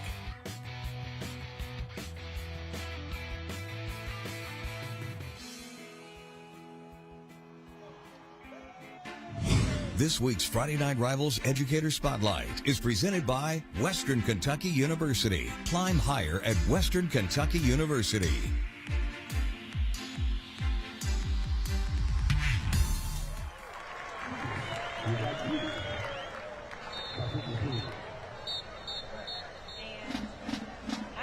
Joined by, there we go. I'm currently joined by Pearl-Cohn Principal Dr. Miriam Harrington. And how are you doing tonight? Doing great. It's a wonderful night tonight. The weather's great. It's a great game. It is a great game, and it feels so beautiful. And, I mean, you got to be pretty happy with how that first half ended. You got some great student athletes out there on the field. Hey, they're out there working. They're doing their jobs. They're doing their plays. We appreciate it. They're out there working it, so I appreciate that. Yes, and what about the student athletes across the board? How are the student athletes doing at Pearl-Cohn right now? So they're doing a phenomenal job this year. Our student athletes are being students first. They're working on and off the field. We love their dedication. We're loving their work ethic. Like, it's a great year this year for our guys. Absolutely, and we were talking a little bit before this about early college. Can you tell me what early college is and what that's all about? So this year, actually today, our students are able to now get an associate's degree at Pearl-Cohn in health sciences. So we have 24 kids already that when they leave Pearl-Cohn, they will have an associate's degree at only 2 years remaining for college. Wow, and who visited y'all's school today? We had the mayor and Dr. Battle. It was great day today. It's been awesome. That's fantastic and really special experience for those students. And thank you so much for joining me tonight. It was great to see you and see what Pearl-Cohn is doing. Thank you, and we love you guys. Pearl-Cohn is always there. Come on by.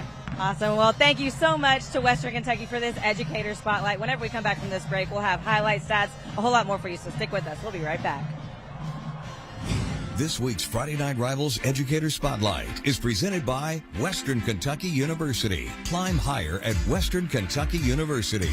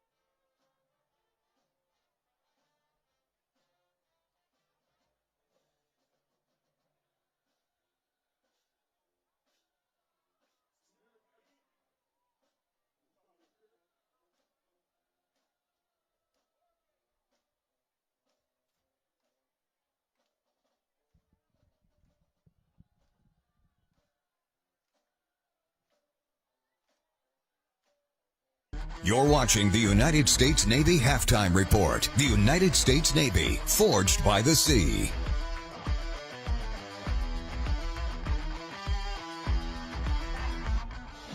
Welcome back to NBA, where I'm currently joined by head of school, Dr. Michael Daughtry, and I am so sorry. But thank you so much for hosting us tonight and joining us here on the field. Thank you so much. We're glad to have you here. And I know that the community, it's kind of easy to talk about, and whenever you look about the stands, they really support you guys. So tell me about this community here at NBA. Oh, Friday nights are just awesome on campus. We're so thankful to have alumni come back and visit with us all the time, and Friday nights are a special time to bring them together. Probably 50 years worth of graduates here tonight, and it's just an exciting, electric atmosphere to support the boys. Yeah, and the boys get a really well-rounded experience at NBA is what I hear, correct? Yeah, absolutely. I think above all, what we care most about is the good men these boys are becoming. So while we have an awesome academic foundation and excellent programming, what we really focus on is character and working with the boys to grow up and to being good husbands, good fathers, and good community members. So it's a privilege to be here. You know, teaching is really about belief in kids, and so we focus every day with optimism and pour ourselves into these boys. So it's a real privilege. And that is fantastic that you do that. And I know that the fine arts is also another point of emphasis for your school, correct? Yeah, absolutely. We have a great fine arts program, performing arts and music as well. And also a debate program that's really nationally ranked, and a mock trial team. They won nationals for the first time last year. We're very proud of them. So there are so many different ways for the boys to get involved and to excel.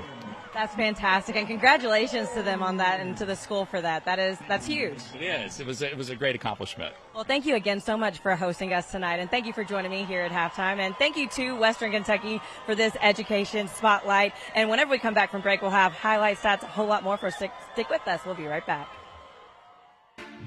This week's Friday Night Rivals Educator Spotlight is presented by Western Kentucky University. Climb higher at Western Kentucky University.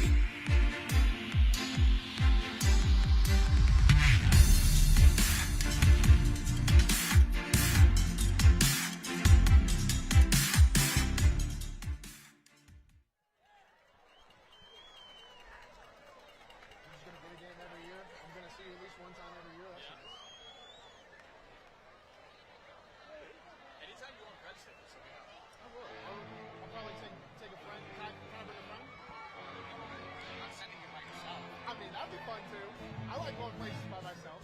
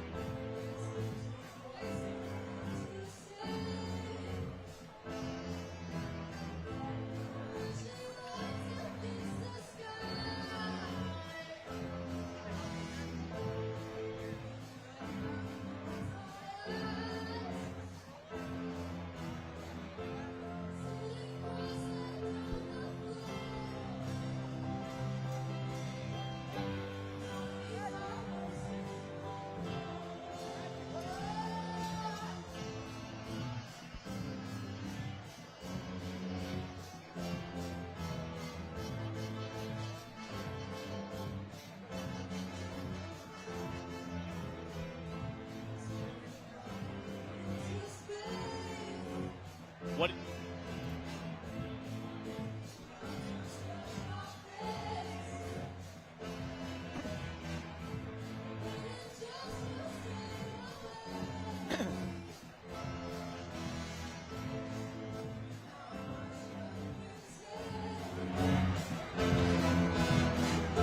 Welcome back to NBA. You are watching the United States Navy halftime report here on week one, opening Friday night of high school football here on the Tennessee Army National Guard's Friday Night Rivals, presented by UA Local 572 here on MyTV 30. The NBA Big Red lead the Pearl-Cohn Firebirds 14-7 in this annual early season public school versus private school all Nashville matchup. My name is Max Hers, alongside former Vanderbilt and Clarksville High School offensive lineman Bruno Reagan. It's time to take a look at our first half highlights from the first game of the season for both of these teams. First up, the best plays from the NBA Big Red in half number one. They got out to a 14-0 lead, and they scored on their first defensive snap of the season.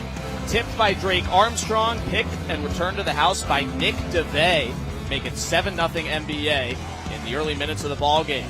William Wade, their first-year starter running back as a senior, has had a great first half, 43 yards. Did a great special teams play. Jackson McGuffin blocked a punt. Armstrong picked it up, and it led to Wade finishing it off with a 1-yard touchdown run. That made it 14-0 NBA with 3 minutes left in the second quarter. Here are the best plays for Pearl-Cohn in that first half. LJ Funk, the quarterback, improvises and runs for a first down in the first quarter. That would lead to a missed field goal. Makai Moshe with the big sack. And then late in the first half, a big drive for the Pearl-Cohn offense in the 2-minute drill. Steven Salter had 3 catches for 56 yards and a touchdown to get Pearl-Cohn on the board. Thrown into double coverage, fighting for the football. Going up against Graham Geschke and Henry Perry. NBA came out of there with the football, but it was called a touchdown. So Pearl-Cohn trails 14-7 here at halftime on opening week here at Tommy Owen Stadium here at Montgomery Bell Academy, Bruno. It's been an interesting game right now. We have NBA. They lacked a little bit of consistency on offense. They found some good stuff on special teams, defense. Pearl-Cohn, their team trying to find their identity, trying to find any personnel, the player to come out. Obviously, Funk throwing the football, with Salter really making his name known. It's going to be exciting. The second half of football, especially on our first game, is an entirely different story. The physical aspect will start to take effect. Pearl-Cohn had 7 first downs in the first half compared to 2 for NBA, and Pearl significantly outgained NBA, but they trail 14-7 at halftime. Each week during halftime of our Friday Night Rivals broadcasts, we'll showcase outstanding Thursday Night Lights and Friday Night Rivals game highlights from our 35 high school football cities across the country. For this special edition, let's check out some of the best from the 2024 season, including some from right here in Nashville.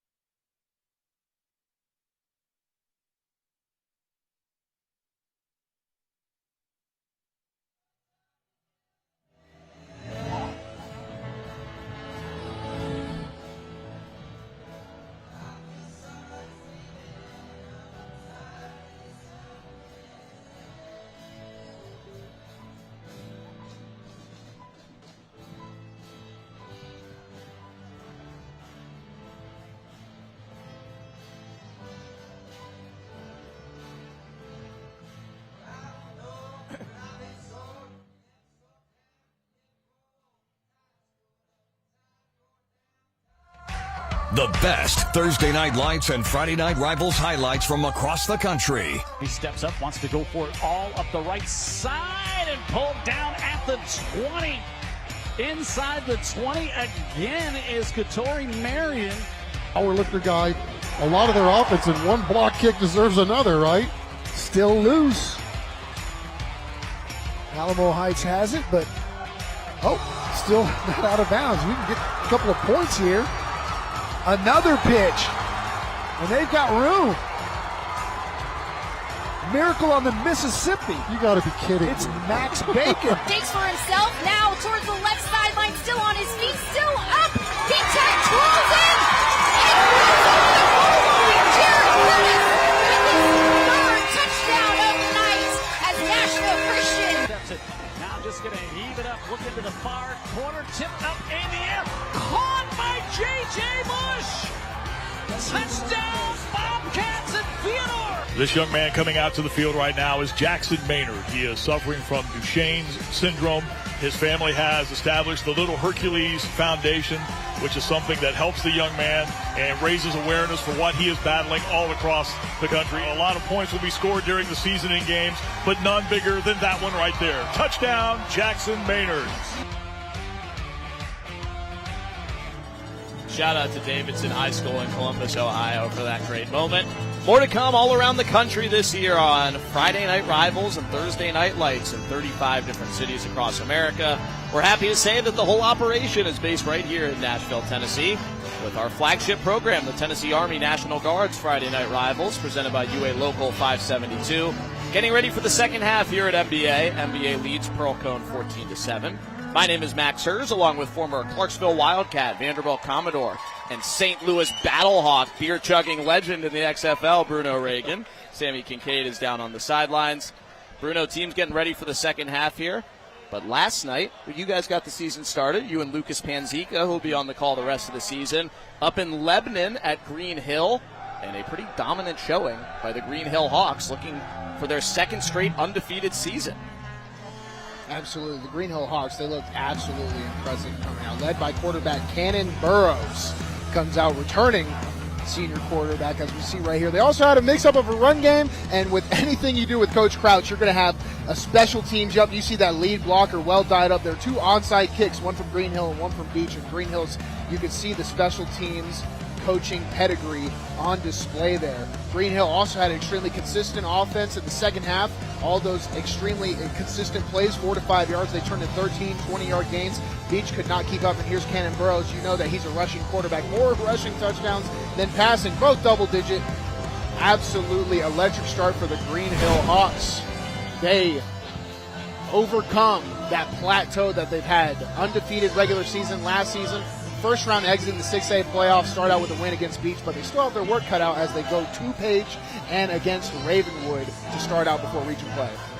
Be a lot of big games. We're in the middle of one right now. Sammy Kincaid is down on the field in the Josh Houston and Associates Coach's Corner with Pearl-Cohn's 19th year head coach, Tony Brunetti. Coach, that's obviously probably a good way that you wanted to end the first half. What can you say about the offense being able to go down there, storm down there like that, and put some points on the board? I think that's big, man. We need something positive to happen. I think everything negative happened in the first half. Now the second half is all us. I told let it go. Nothing else bad can happen. Now we're looking forward. We're going to win this ball game. And other than that, what was the message to the team in the locker room to be able to go out there and win the ball game? Believe in your teammate and work together and do your job. And we do that, we'll win this game. Good luck in the second half, Coach. All right, thank you.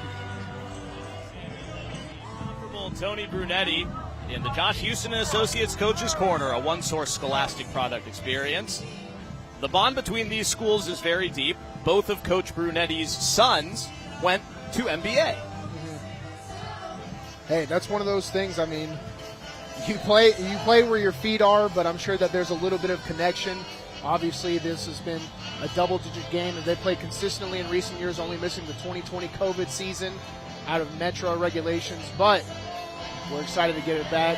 NBA dominating the series as far as it goes. But Pearl-Cohn coming out winning the 3 of the last 5. They're looking to keep on that advantage in the series.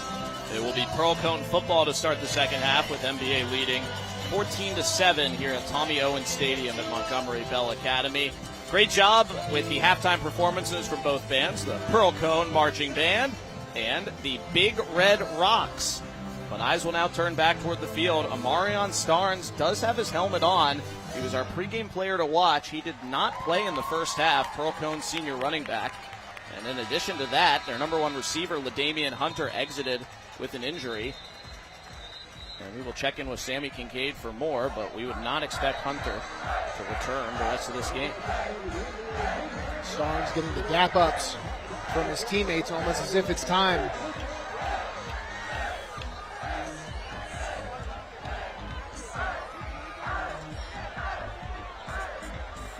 NBA getting wild. Let's go down to Sammy for our injury update.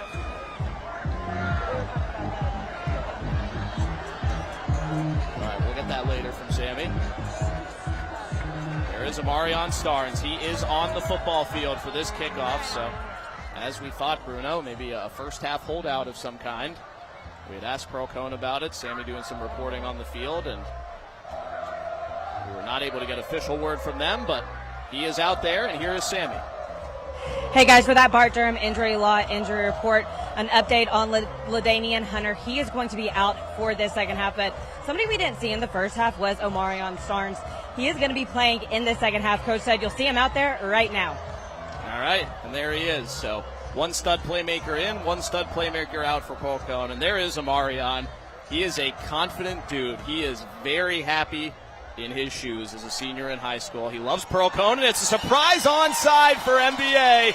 And for the second straight night on MyTV 30, an onside kick successful out of halftime.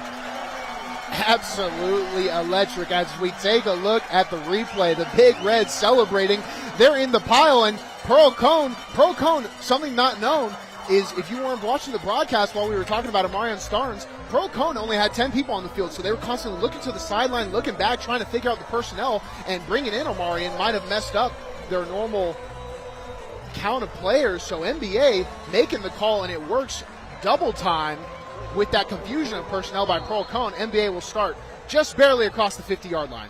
Ronit Chandra with the surprise kick. Senior Eamon Kilduff with the recovery.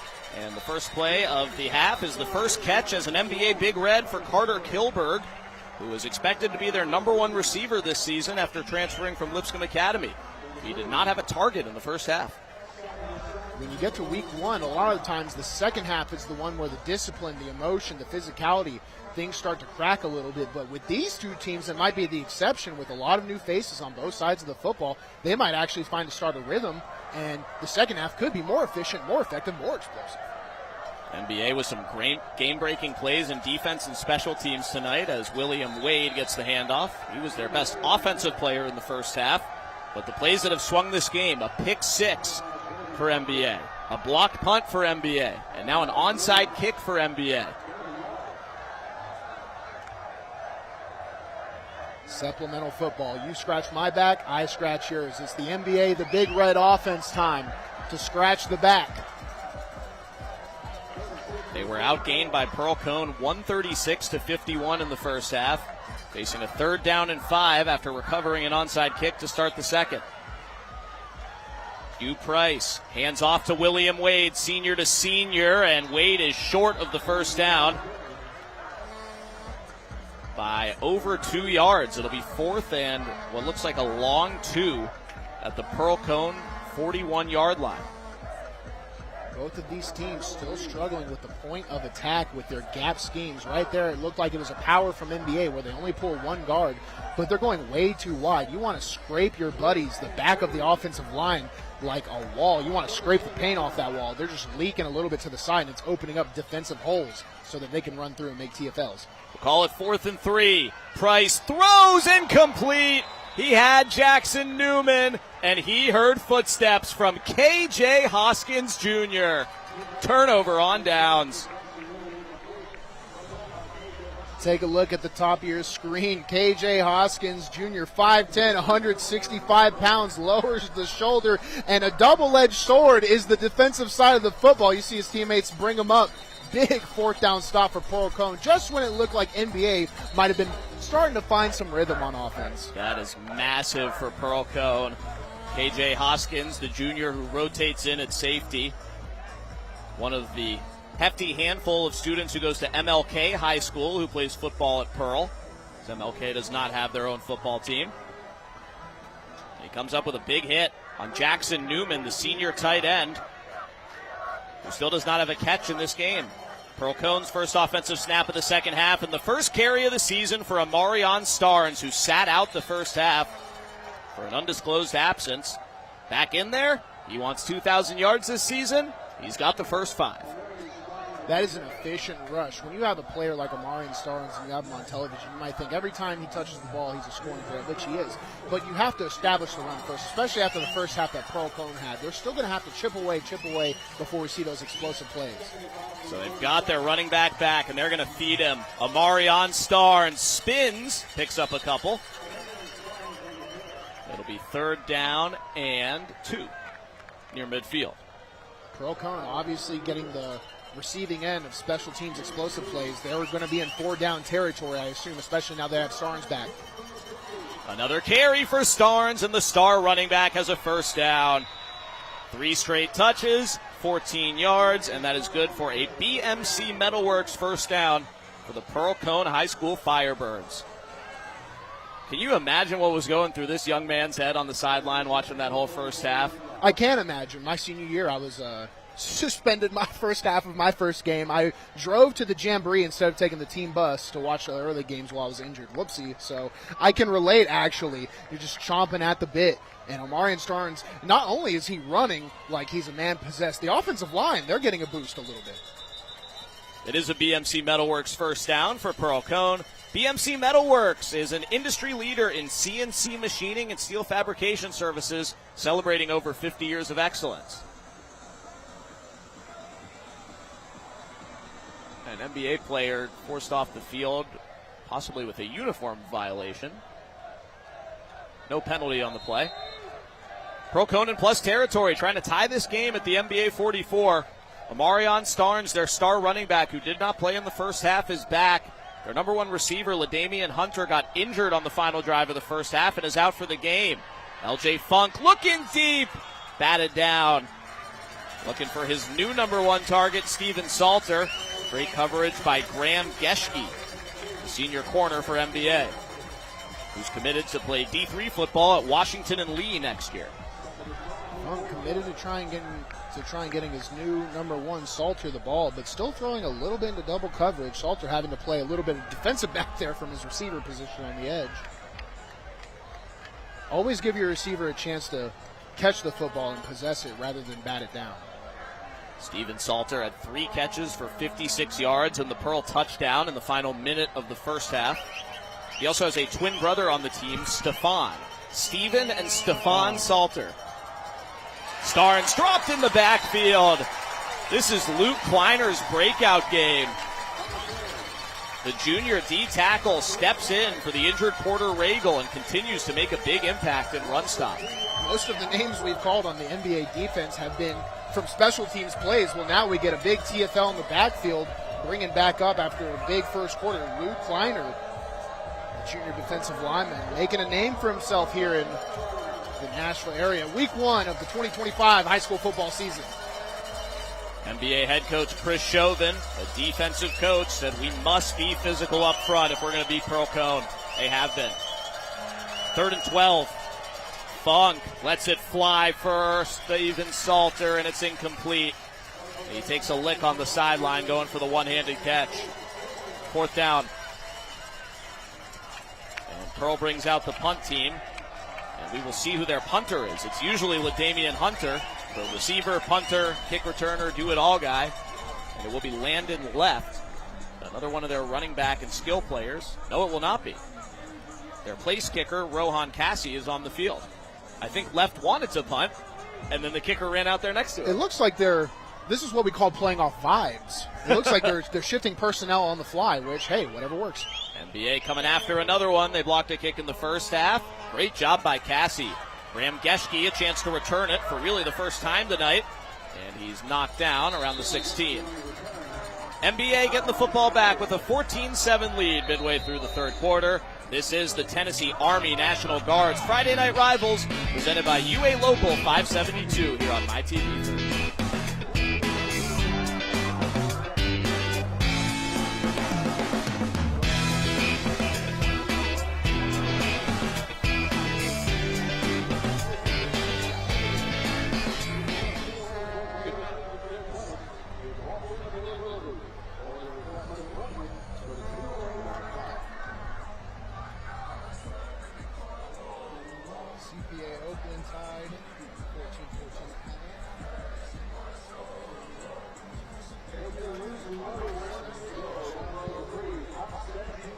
Gallatin's beating Hendersonville? Who do the Wildcats have tonight? Oh, it's my class. You guys are 6A, right? Or are you 5A now? We should be 6A. Pretty sure we moved up to 6A. Oh, here you are. No score.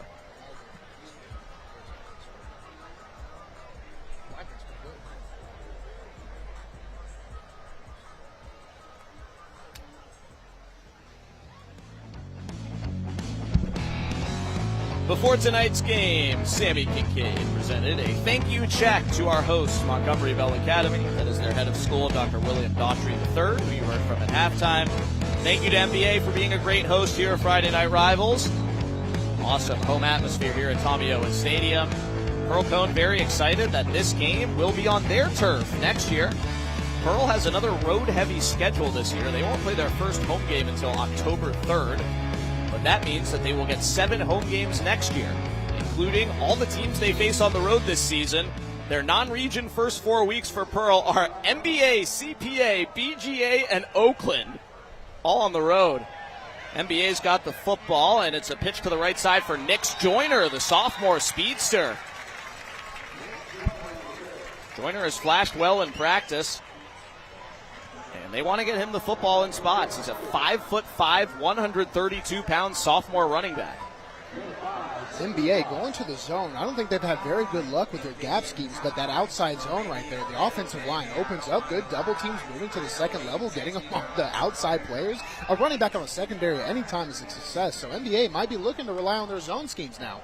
It's a gain of 5 for Joyner, who goes off to get stretched out for a cramp. William Wade, the number 1 running back, spells him and gets close to the marker. And it is a first down. Gain of 5 for William Wade, who now has 12 touches for 48 yards and a touchdown in the game.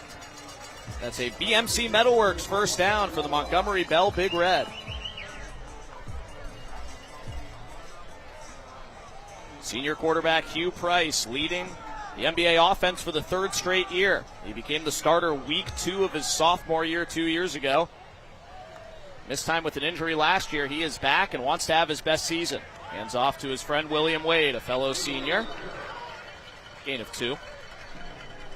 Price initially had offers from Michigan, Pitt, Louisville, Indiana, Boston College. Some real high major schools wanted the quarterback. After he missed all of last season, he was frank. He said, those schools came to me. They said, you don't have junior film. We probably can't take you anymore. So he starts his cycle again. Gets a call from Southern Miss in January. Their new head coach, Charles Huff, previously the head coach at Marshall. Their offensive coordinator, Blake Anderson, previously the head coach at Arkansas State and Utah State. He was their number 1 choice at QB for their first recruiting class as the new offensive staff there. He committed at the end of April, and he is holding fast to it. He's excited to get down to Hattiesburg a year from now. Another handoff to Wade, who's got some room, dodges a couple of Firebirds, and leans forward for the first down. I'm telling you, he's playing lacrosse out there. Take a look at Wade. Some shoulder shimmies as we're getting vertical. Turns the shoulders, makes a man miss. A little bit of a pass. Can show that he can move a little laterally. You've seen Wade put the shoulder and the helmet down to lay the boom. Now we're going to try and make some men miss. Paul Rabel, line 1. Another first down for NBA. Price wanted to throw. Coverage is good, so he runs for the sideline and gingerly steps away from Nelson. Gain of 3. The play where Price was hurt last season was a QB run. He got sandwiched by a linebacker and a D lineman at Pearl. He vows to be a bit more of a pocket passer now to make sure that doesn't happen again. But he can scramble when he needs to. Well, because it's a double. You don't want to be selfish. You don't want to be a selfish player. You want to fight for every inch. But you're the quarterback. They need you out there. And NBA saw that last year. Charlie Werner, who was a freshman last season, did a great job filling in. And we've seen him in some run packages today. This is 2nd and 7. And this is William Wade. Spinning in the wrong direction. Recovers. Breaks some ankles. And then is swarmed. 2-yard pickup. 3rd and 5. Landon left. May have dropped something. You're starting to see on your screen the physical aspect of football taking over. A little bit slower to get up, a little bit less eager to celebrate. You're going to see some cramps. Players go down. D linemen getting in their stance just a little early. Now the conditioning aspect will come in and take over. 4 wide for NBA, which we have not seen a lot tonight on 3rd and 5. But it's a run for Wade with room for a first down. Spread them out, run up the gut. They've ran some great zone out of their 21-11 personnel, getting big boys in. What they did right there was they spread it out. If you can run the zone with a 5-man line, it takes defenders outside of the box, and that gives a guy like Wade, who has been so physical at the beginning and is now starting to turn shifty and lateral, it gives him room. So if you can run that zone out of that empty personnel or that one-back personnel, it's a huge opportunity. First start timeout in the first half, second half. Timeout called by Pearl-Cohn. 4:15 left in the third quarter. NBA's got 4 first downs on 7 snaps this drive. Back after this here on MyTV 30.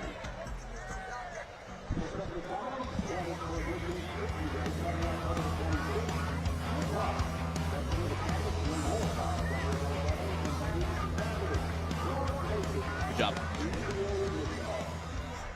Can't believe you drove to. Take the bus. Sorry. Yeah, I guess I don't know. Coach Shelby brought down the hammer on you? It wasn't Shelby. It was okay. I don't think Shelby. I was a senior. I was a fairly mature kid. I was very disciplined, worked hard. So I was like, the reason I went early was to watch the other teams. I wanted to scout them. Oh. And then they got there and they were like, hey, you're suspended for the first game. I was suspended for the entire first game. And then wow. I was giving, because I also took like 5 teammates home after practices. I didn't like high school football. Then I got to college.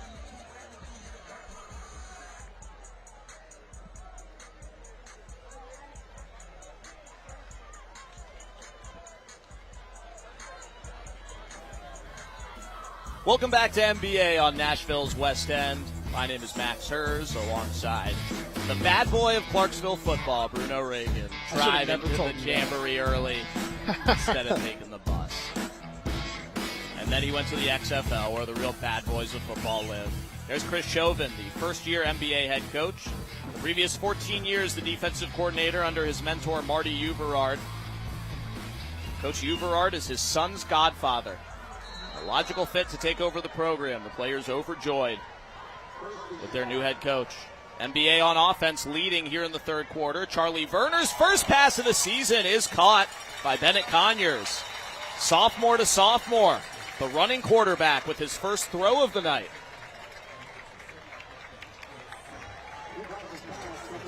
Conyers limps off the field. We invite you after tonight's game to turn over to Fox 17 from 10:30 to 11 for Wilson Bank & Trust FNR Football Frenzy. Highlights, scores, and more from high school football with host Jill Jelnick of Fox 17, Tennessee Association of Broadcasters Award winner, and Nashville's media darling Joe Dubin, who will be at Gallatin, Hendersonville tonight. That's 10:30 to 11 tonight on Fox 17.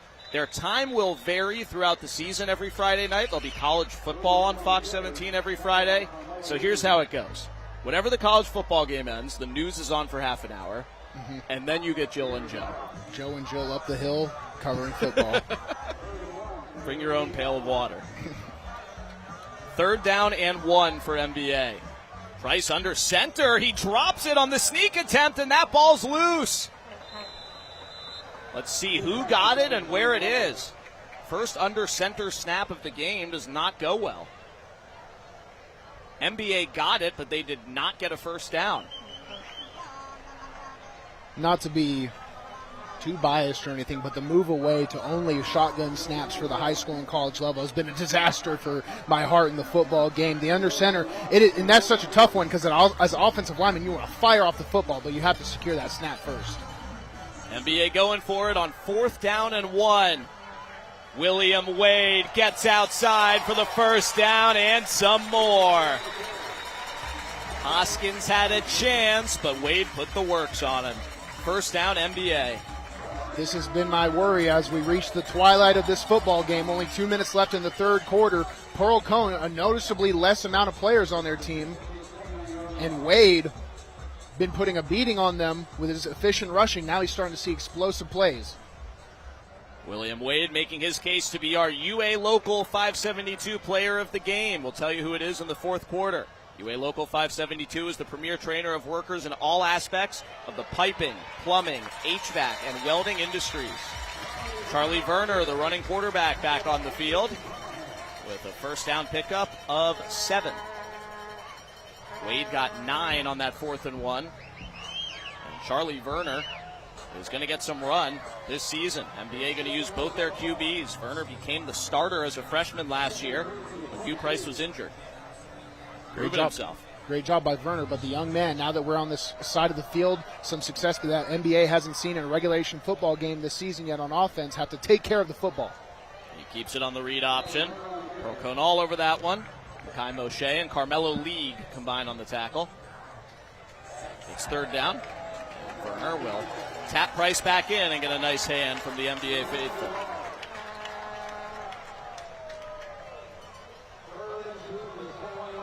This has been a 6.5-minute drive for NBA. Started all the way back on their own 16-yard line. Picked up 5 first downs. And they're going jumbo. 2 tight ends. On 3rd and short, it's William Wade again, churning toward the marker. It's going to be close. And he's got it. First down, NBA. It's a BMC Metalworks first down for William Wade. Wade now has 19 carries for 76 yards and a touchdown, plus 12 receiving yards. NBA into the red zone at the plus 19. They're sticking with that same formation. Newman and Conyers, the 2 tights. Play fake. Price rolls against the grain and throws to Kilberg, incomplete. Out of bounds. Landed left, the corner. Sure looked close there, and that's going to open up the passing game for Price. When your rushing attack is starting to be efficient. It's going to get the linebackers on their toes, and it's going to get the corners on their toes, and it's going to open up outside curls over the behind routes. Stay tuned. Later in tonight's game, we will highlight the school bus stop of the game presented by NHTSA. The law in every state requires drivers to always stop for a school bus when the stop arm is out and the red lights are flashing. Paid for by NHTSA. 16 seconds left in the 3rd quarter. NBA with the ball and a 14-7 lead. Setting up the screen to Wade. He's got it. Dances inside the 5 where he's pushed down by Carmelo League. First down and goal to go for NBA. And that's how they will start the 4th quarter. Looking at the signal, NBA is going to start taking the long green trek. As we head to break, NBA up 14-7. Scoring position. Stay with us after the break.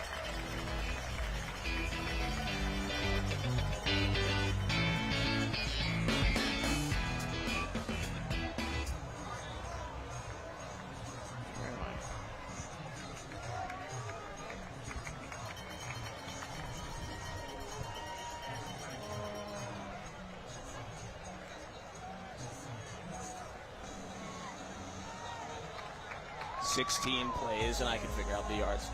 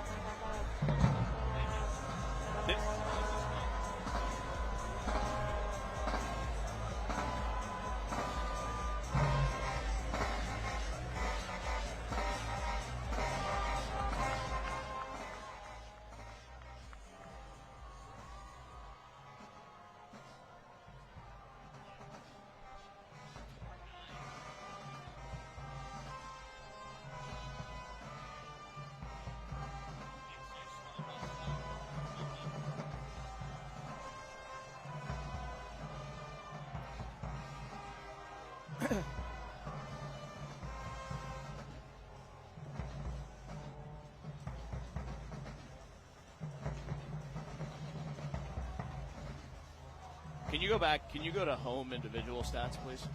I want to get the running backs lines.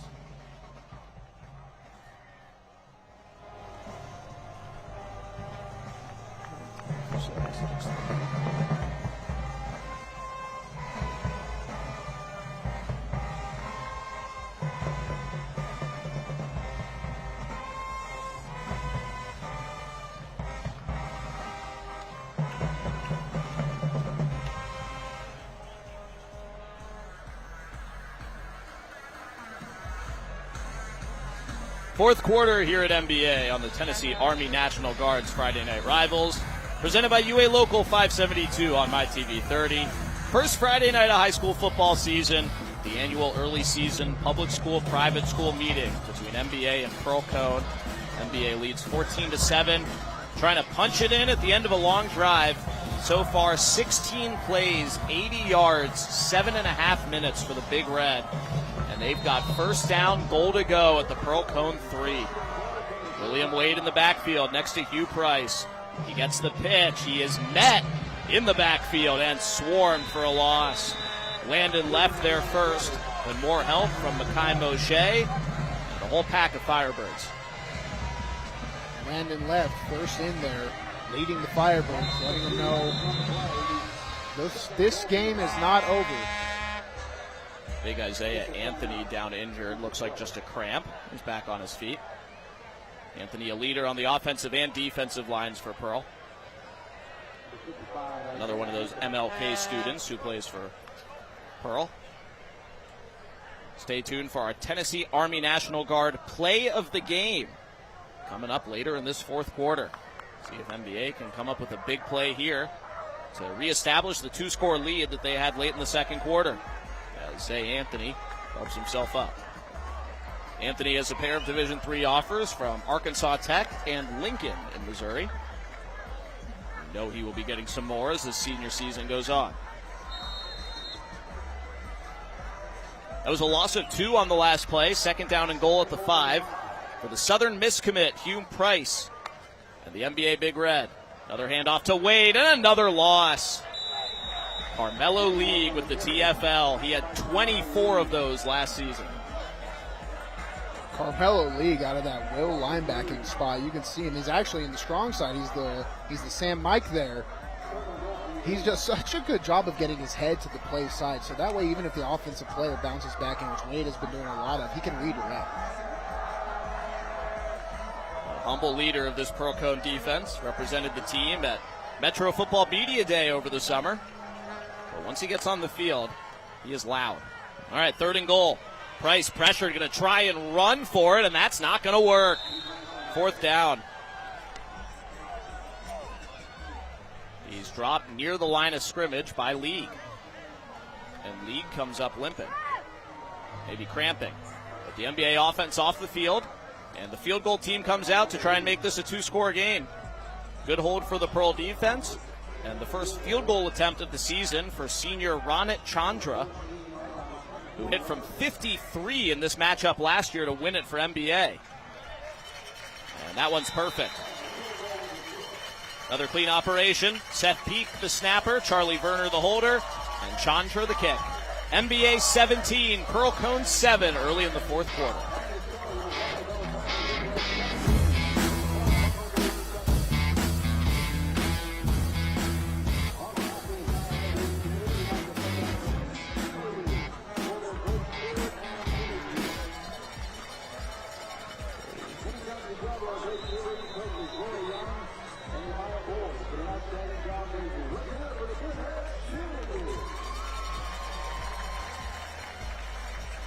.24 yards, you called it, Brian? Thank you.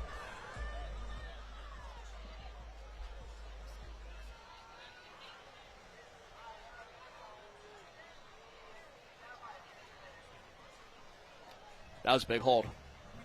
Absolutely, it was a big hold, but still a two-score game now. I like their defense. They just... they haven't given up a touchdown on a real drive. No, it's impressive how many people have to play both ways that they're this stout for sure.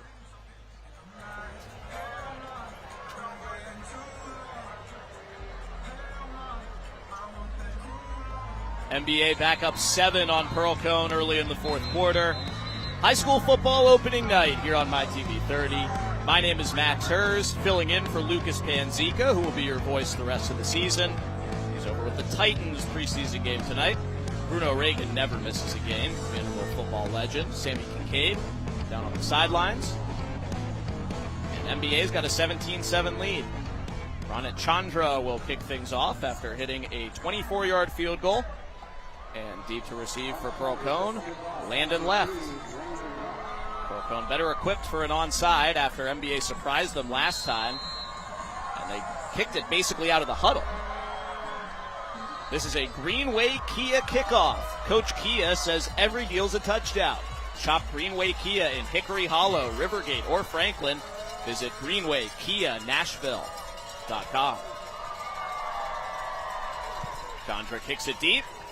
And it's another touchback for the NBA senior, who hit an onside kick as a freshman in the state championship game 3 years ago. He brags that he is the most experienced NBA varsity player. There's LJ Funk, the junior quarterback. Started his high school career at Brentwood, joined Pearl-Cohn last year. Let's throw it down to Sammy.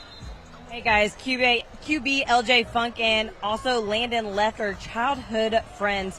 When we asked LJ earlier this week about why he transferred to Pearl-Cohn, it was simply he wanted to reunite with his best friend, and he mentioned Landon, he also played at NBA, so it made it a little bit more exciting for them tonight. The duo started playing basketball together ever since they were 6 years old, and they played Little League together for the Hermitage Seahawks, as you can see on your screen. So really excited for the two of them to get to reunite in high school. They've been playing alongside each other all night. There's a handoff from one buddy to the other. Just the young football players growing up side by side, reunited here in high school. LJ Funk and his running back Landon Left played youth football together, as Sammy said, for the Hermitage Seahawks, and played even more basketball together for Team Give and Go here in Nashville. And they're reunited. Gain of 2 for Left on the first play of this drive here in the fourth quarter. Pearl with the football down 10. 2nd and 8. The two childhood friends hand off again, and Kleiner comes through with the stop. No gain. It'll be 3rd down and 8. And take a look at these young faces. Little Landon Left and little LJ Funk, Hermitage Seahawks superstars. Now they're out here competing in the premier Nashville football landscape. Pearl-Cohn and NBA, two storied programs. You can't tell me high school football doesn't mean more, especially with a story like theirs. And these Pearl-Cohn dudes all love each other. They are all each other's biggest hype man. Trying to pull off a comeback. 3rd down and 8. Funk takes off, spins away, goes down near the marker, and he is not going to get it. He'll be a yard short. Looked like a heavy collision there on Funk from both of them. We'll take another look. The helmet-on-helmet collision. Funk finds it down the middle again. He loves that A-gap rush, and the tackles force him out. The spin move leads him into it. And it was more of a blue-on-blue action there for the NBA defense. Friendly fire. Looks like Pearl is going to go for it on 4th and 1 at their own 29. Play clock is at 10. Funk's still getting a play from the sideline, and they're going to have to call timeout. It's good to talk about this because they, as unfortunate as this field position is for the Pearl-Cohn offense, they're pretty much going to have to go for it, especially with the way NBA's offense has been trending. NBA's offense took so much time off the clock in the third quarter by finding their efficiency that if Pearl-Cohn was to punt this one away, who knows if they'd even see the football again. That's true. They brought all the big guys out there. Maurice Holt Jr. was on the field. Jalen Parker was out there. Every blocker they've got on the roster as their co-offensive coordinators, Eric Knight and Jimmy Farrell, make a big decision for Pearl-Cohn here under head coach Tony Brunetti. And it looks like they will go for this, but they're going to need a timeout for it. If you're hanging out tonight looking for some high school football updates, tune in to Fox 17 at 10:30 from 10:30 to 11 tonight for Wilson Bank & Trust FNR Football Frenzy with Jill Jelnick and Joe Dubin. Wilson Bank & Trust is proud to sponsor our local schools and student athletes both on and off the field. I want to also shout out our radio friends. 102.5 The Game has a Metro Nashville Game of the Week every Friday night on the radio. 104.5 The Zone, not tonight because of Titans, but they'll have coverage as well. All right, massive play, 4th and 1. Big bodies, and Jalen Parker gets a push, and the Pearl first down. First touch of the season for the junior H-back, who does a lot of thankless blocking and takedowns at linebacker. He gets the glory in a Bart Durham injury law first down. Absolutely. We'll project it out to you, young men. We had some tush-push action a la Jalen Hurts and the Eagles. Technically, you're not allowed to forward progress by putting 2 hands on a body, but it's one of the most unenforced rules in football history, I'd assume, Max. Big first down. Funk handles the high snap, hands off to Amarion Starnes, who's tripped up. Jack Seitz, the shoestring tackle. Starnes was looking ahead, thought he was off. I thought Starnes was off, too. My mouth was starting to open, get excited, and the sophomore linebacker, Seitz, able to get him down. Not much reaction from him. He saved a pretty explosive play. Seitz, the youngest starter on this NBA defense, his first varsity game. He's had a couple of big tackles. It's a gain of 1 for Starnes, who missed the first half. He gets the football again. The 1,000-yard rusher from last season, met by a crowd, gains 3. Setting up a 3rd and medium. And a Pearl-Cohn lineman is down injured. That is Isaiah Anthony, who went down with a cramp on defense last drive. Quickly back up to his feet, but he will have to leave the field. And is replaced by Anthony Thompson on the offensive line. Coach Tony Brunetti, not happy. 3rd down and 6. Funk faces a rush, has an open man, and it is caught by Steven Jenkins, who makes a move down inside the 45 and all the way to the 40. First catch of the season for Steven Jenkins is a massive 3rd down pickup and a big gain for the senior.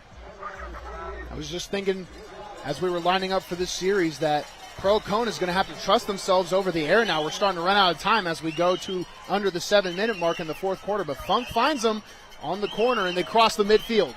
Gain of 24. Play fake. Another one to Jenkins. He makes the catch in traffic for a gain of 6. First 2 catches for Jenkins, the junior receiver. They've had to go deeper on the depth chart with LaDamian Hunter, their number 1 target, getting injured late in the first half. Pearl-Cohn working with urgency. Down 10. Here's Starnes on the ground. He's got his best run of the night. First down, Pearl-Cohn. Down to the 26.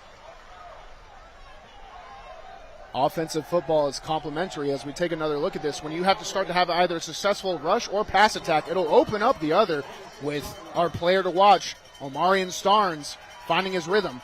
Play fake to Starnes. Funk has time, contact, and a flag. Looking for Jenkins again. He was pushed in the back. Jackson McGuffin cramping up. We will get the official call from our White Hat official, David White. Our whole crew tonight: David White, Christian Scales, Chris Humphreys, Ralph Bailey, Bobby Scott, Cole Womack, Taylor Green, and Gavin Womack. Pass interference on the defense. There will be a pass interference on the defense, Max, and it looked like it was a needless one, too. A pass that might have been already a little bit in the uncatchable realm, but contact in the back moves the Pearl-Cohn Firebirds up in a must-have situation. Funk off the field here, making some adjustments, as Pearl-Cohn will go with the direct snap here. We saw it once in the first half to Lance Donaldson. We'll see how they set it up here with Starnes back in the game. Landon left, ready for the direct snap. Starnes now steps in, he'll take it himself. Vibes football from Pearl-Cohn. Starnes has it, rushes left away from the heat, and picks up maybe a yard or 2. Down between the 12 and the 13-yard lines. Pearl-Cohn has 1 timeout left, under 6 minutes left, trailing by 10. It's such a subtle thing, but we're seeing left and Starnes and special teams players kind of shift around right before the snaps, personnel-wise. I wonder what's going on out there. I think they're just kind of playing off whoever has the hot hand, or by association. Call it, I want it this time. But Funk back in the game. 2nd and 8. Hand off to Starnes. Amari on Starnes, dragged down from behind, and a flag flies in from the offensive backfield. Drake Armstrong with the takedown from behind. And it is an offensive hold against Pearl-Cohn.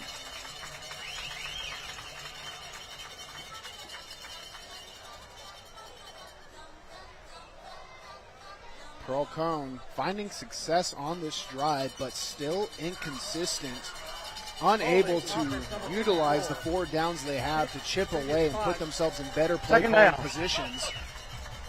Now we're facing 2nd and long. There is no good play for a 2nd and long, but it will be done. As we take another look, we can see that double team right there on the right side of the screen. Out of frame, you see that left hand right on the left side of your screen on the back plate, restricting movement.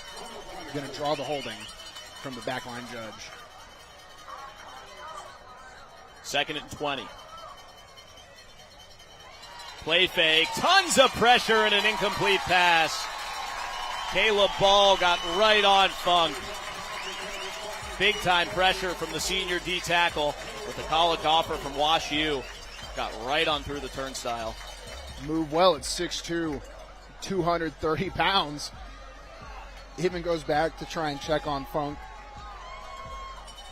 A good sportsman.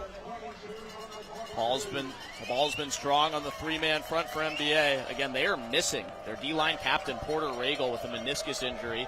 He will be back soon. He's been basically acting like an extra defensive coach on the sidelines and in practice all week. And they've been great without him. Maybe his coaching's just that good. 3rd and long. Funk gets away from ball, throws, caught, short of the sticks for now. Salter is close, and he sets up a 4th and short. No, they're going to call it a 1st down. Goal to go. Get a new series. Ball again in the backfield, forces Funk out of the pocket, and Funk finds Salter, his new number 1. It is, and his 4th down. It is 4th down. I misspoke. Refs stopped the clock there. Thought they were resetting the chains. Someone signaled a chain movement, but the referees congregated together and said, no, it's 4th down, the premier play of the game. Pearl needs this, 4th and 1, play clock's at 5. And a timeout is called from the Pearl-Cohn sideline. That is their final timeout of regulation. They've already picked up 1 4th and short this drive, with their H-back, Jalen Parker, getting it done.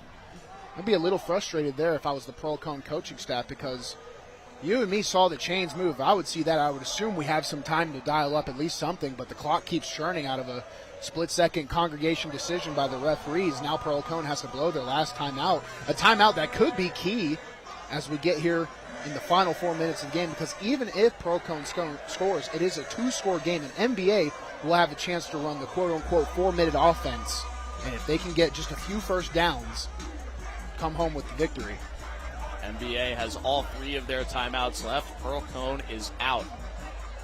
And Coach Tony Brunetti letting his offensive coaching staff run the huddle. It's been a great drive for Pearl-Cohn, their best of the night. They've held the ball for 4 minutes, started at their own 20, now down inside the 5. See if they can punch it in. But first they need a 1st down. 4th and a long 1 at the NBA 4.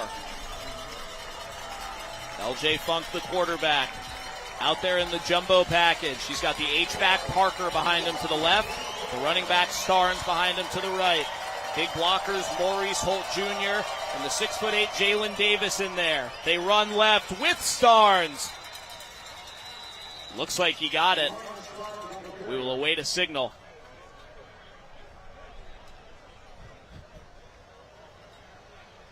NBA celebrating.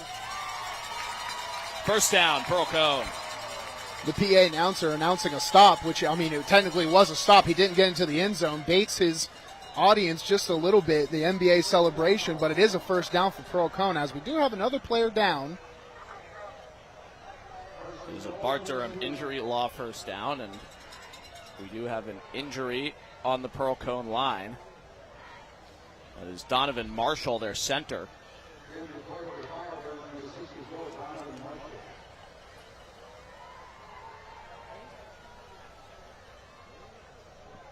Pearl-Cohn brought in Antioch transfer Jalen Davis to play as an extra lineman on that snap. He's 6'8", 345, making his Pearl debut tonight. The center Marshall getting tended to, hopefully just a cramp. As Donovan pops back to his feet and will limp to the Pearl sideline.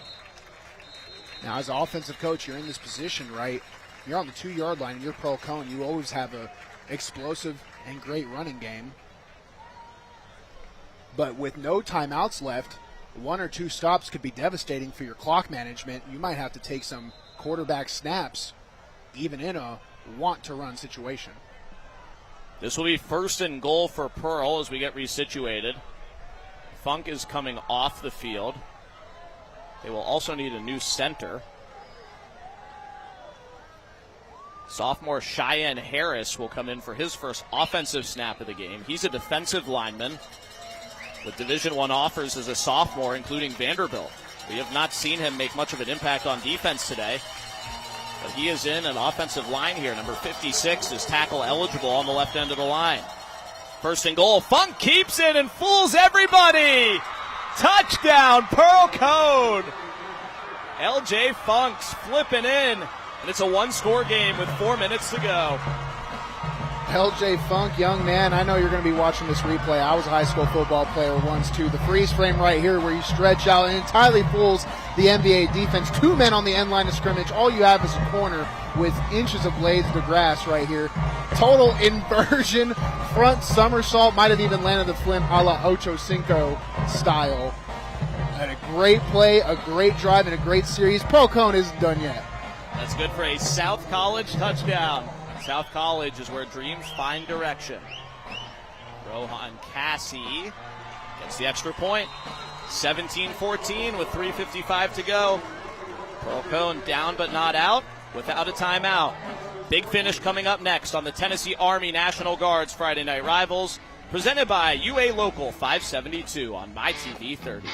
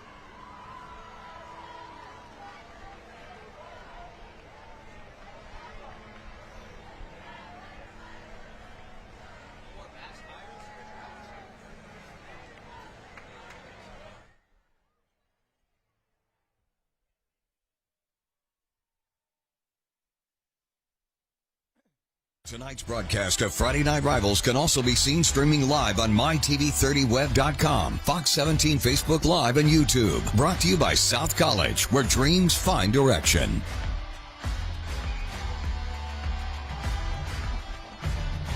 Thank you to all our amazing corporate sponsors and supporters of high school football. Week 1, NBA 17, Pearl-Cohn 14. We got a ball game with 3:55 to go. Tell your friends to turn on Channel 30. My name is Max Hers, along with Bruno Reagan and Sammy Kincaid on the sidelines. Second game of our opening week kickoff triple header. Tomorrow night we'll finish up down in T-Town, Shelbyville and Tullahoma tomorrow night at 7 on MyTV 30. And we've got likely an onside kick from Pearl-Cohn here. At least that's what MDA is expecting with 3:55 to go. Pearl has no timeouts. Rohan Cassie does not have a football. A little bit of confusion on all angles, but the mission is consistent. There's the K-ball.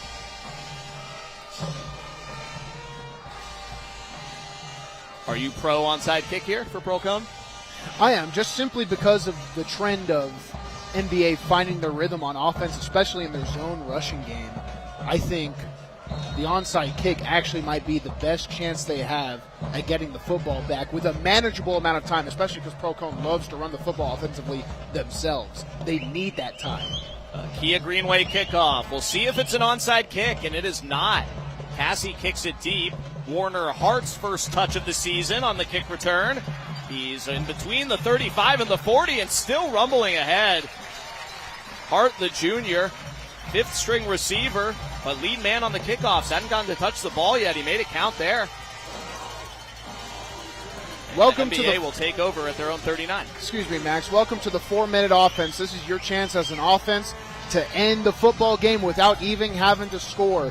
Pearl-Cohn has no timeouts left. All you have to do is rush the football efficiently. You need 3 to 4 rushes each. The more downs you use, technically the better. Let's see what you can do. And even if you fail, you can get that punt and flip the field. Kilberg in motion. He gets the jet sweep. Carter Kilberg upfield. The number 1 receiver for NBA as a first down right off the hop. Gain of 16 for the Lipscomb Academy transfer in his NBA debut. A great rush. Everyone knows NBA is going to rush the football. They need that clock to rush, but they just pull out the sweep for this one time, and they're attacking the edges of Pearl-Cohn. A lot of two-way players on those edges. Weaker legs. He finds a seam, cuts it up, able to keep the clock moving. If you're an NBA football player, make sure you go down inbounds. Gilbert's older brother Jackson was a quarterback at Lipscomb Academy, now college quarterback at Colgate. Still 23 seconds on the play clock, but they did stop the game clock on the out of bounds. William Wade gets the touch. The running back who's had an exceptional night gains 5. 22 carries for 76 yards for William Wade. For head coach Chris Chauvin, his first game as the NBA head coach, trying to finish it off. Coming down to the final 3 minutes. Pearl-Cohn is out of timeouts. Leaning on a senior running back who was a linebacker last year, and an offensive line with 4 new starters. J.D. Bashin, the center, the only returning starter. Everybody else around him is new. James Horry, Crosby Bondi, Max Beecham, and Andrew Sillay. They've all had good nights. Run block again here for William Wade. He's got a first down inside the 35-yard line. Tick, tick, tick. And NBA is 1 first down away from a Week 1 win. I was a bit critical of both of these teams' gap schemes, specifically on their counter concepts where they have 2 pullers off the backside take a lead. You have a kick out and an alley blocker. That one was textbook perfect. Your kick out and your alley player comes right off of the butt, scrape the paint of the wall. Wade gets the first down. On behalf of the NBA O-line, their right guard Max Beecham wanted to shout out his grandparents, Phyllis and Wallace, watching down on Paytonsville Road in Williamson County. Shout out to the Beecham family. Thanks for watching. First down with 2:20 left. Wade met at the line by Lee, gets through him and is still going for a gain of 4. That would have been just what Pearl-Cohn needed. They need a stop on this set of downs if they have a chance. William Wade just doesn't stop. And he went right through their number 1 tackler, Carmelo League. Offensive football can be such a punishing thing. The defense, often you see them lay the hits, but they're taking more of the physicality because they have to react. It's a simple thing of the body where the offense knows what they're doing and they can control the tempo. Now the Pearl-Cohn defense starting to lose their legs a bit. Wade off the field for 2nd and 6. First time we have seen backup running back James Bennett all game. He's next to Price. He gets the football. First touch of the season for the junior. He's short of the first down, but gets 5. Bennett had 18 carries for 90 yards last season. He's the only player on NBA who had a carry who isn't a quarterback coming into the season. That's his only snap of the night. Well done. NBA trying to switch up their running game as much as possible. They still ran a counter concept there, but instead of a backside tackle, they used a fullback. Got the job done, trying to diversify in any way they can for these desperate yards they need to put away the Pearl-Cohn Firebirds. 3rd down and 1. William Wade back in. A first down ends the game for NBA. Of course it's William Wade to seal it.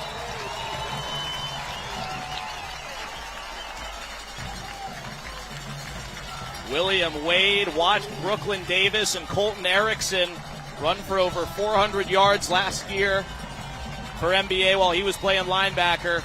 He knew it was his turn, and he has delivered. Take a look at the last play that really matters, and William Wade finds a spot off of his edge blocker. The blockers were turned a little bit, shoulders weren't square, but when you only need 1 to 2 yards, as long as you're making contact at or past the line of scrimmage, a running back like Wade can get 1 to 2 easy. One final Bart Durham injury law first down, and one kneel down is all it takes for NBA. The Big Red win week 1, and Chris Chauvin has his first win as Montgomery Bell Academy head football coach. Final score, NBA 17, Pearl-Cohn 14. Another fun chapter in this early season public school, private school annual rivalry. NBA getting back into form. They've dominated this series from the beginning. Now they get back with Pearl-Cohn having 3 of the last 5 up until today.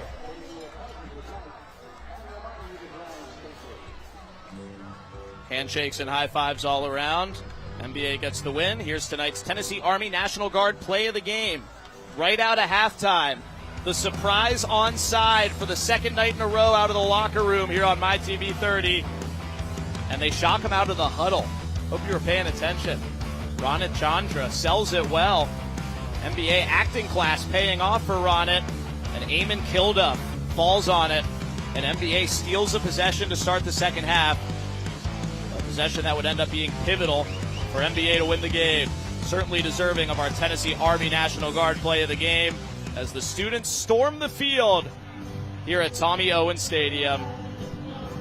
Great start to the season for NBA as they look to end a back-to-back losing season stretch.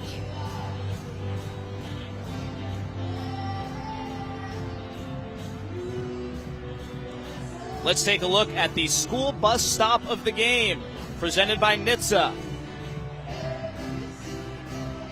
This is the school bus stop of the game, presented by NHTSA. Always remember to stop when the school bus arm is out. Beep, beep, first defensive snap of the season. How about a pick 6 for the Big Red? Drake Armstrong, the tip at the line. Nick DeVay takes it to the house for the first points of the fall. First defensive play of the season. Certainly deserving of our school bus stop of the game, presented by NHTSA. This is the school bus stop of the game, presented by NHTSA. Always remember to stop when the school bus arm is out. Always stop for a school bus when the stop arm is out and the red lights are flashing. Not stopping or trying to beat the stop arm puts lives at risk and can result in large fines, points on your license, and license suspension. Paid for by NHTSA. NBA beats Pearl-Cohn. We will hear from the undefeated all-time head coach Chris Chauvin in NBA when we come back.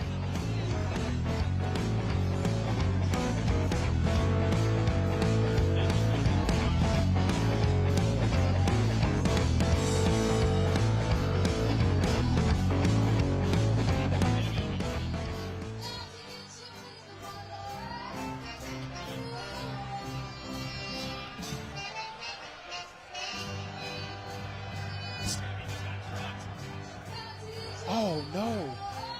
Okay, she's up. I thought she was going to.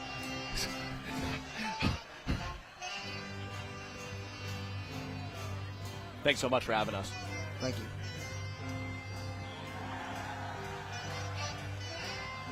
No, that was a fun game, man. Yeah, great job. Thank you. You too. I need the sign off.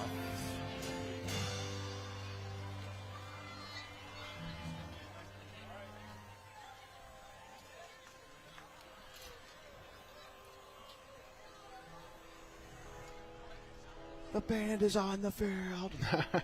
What was that, Stanford and Cal? Legendary.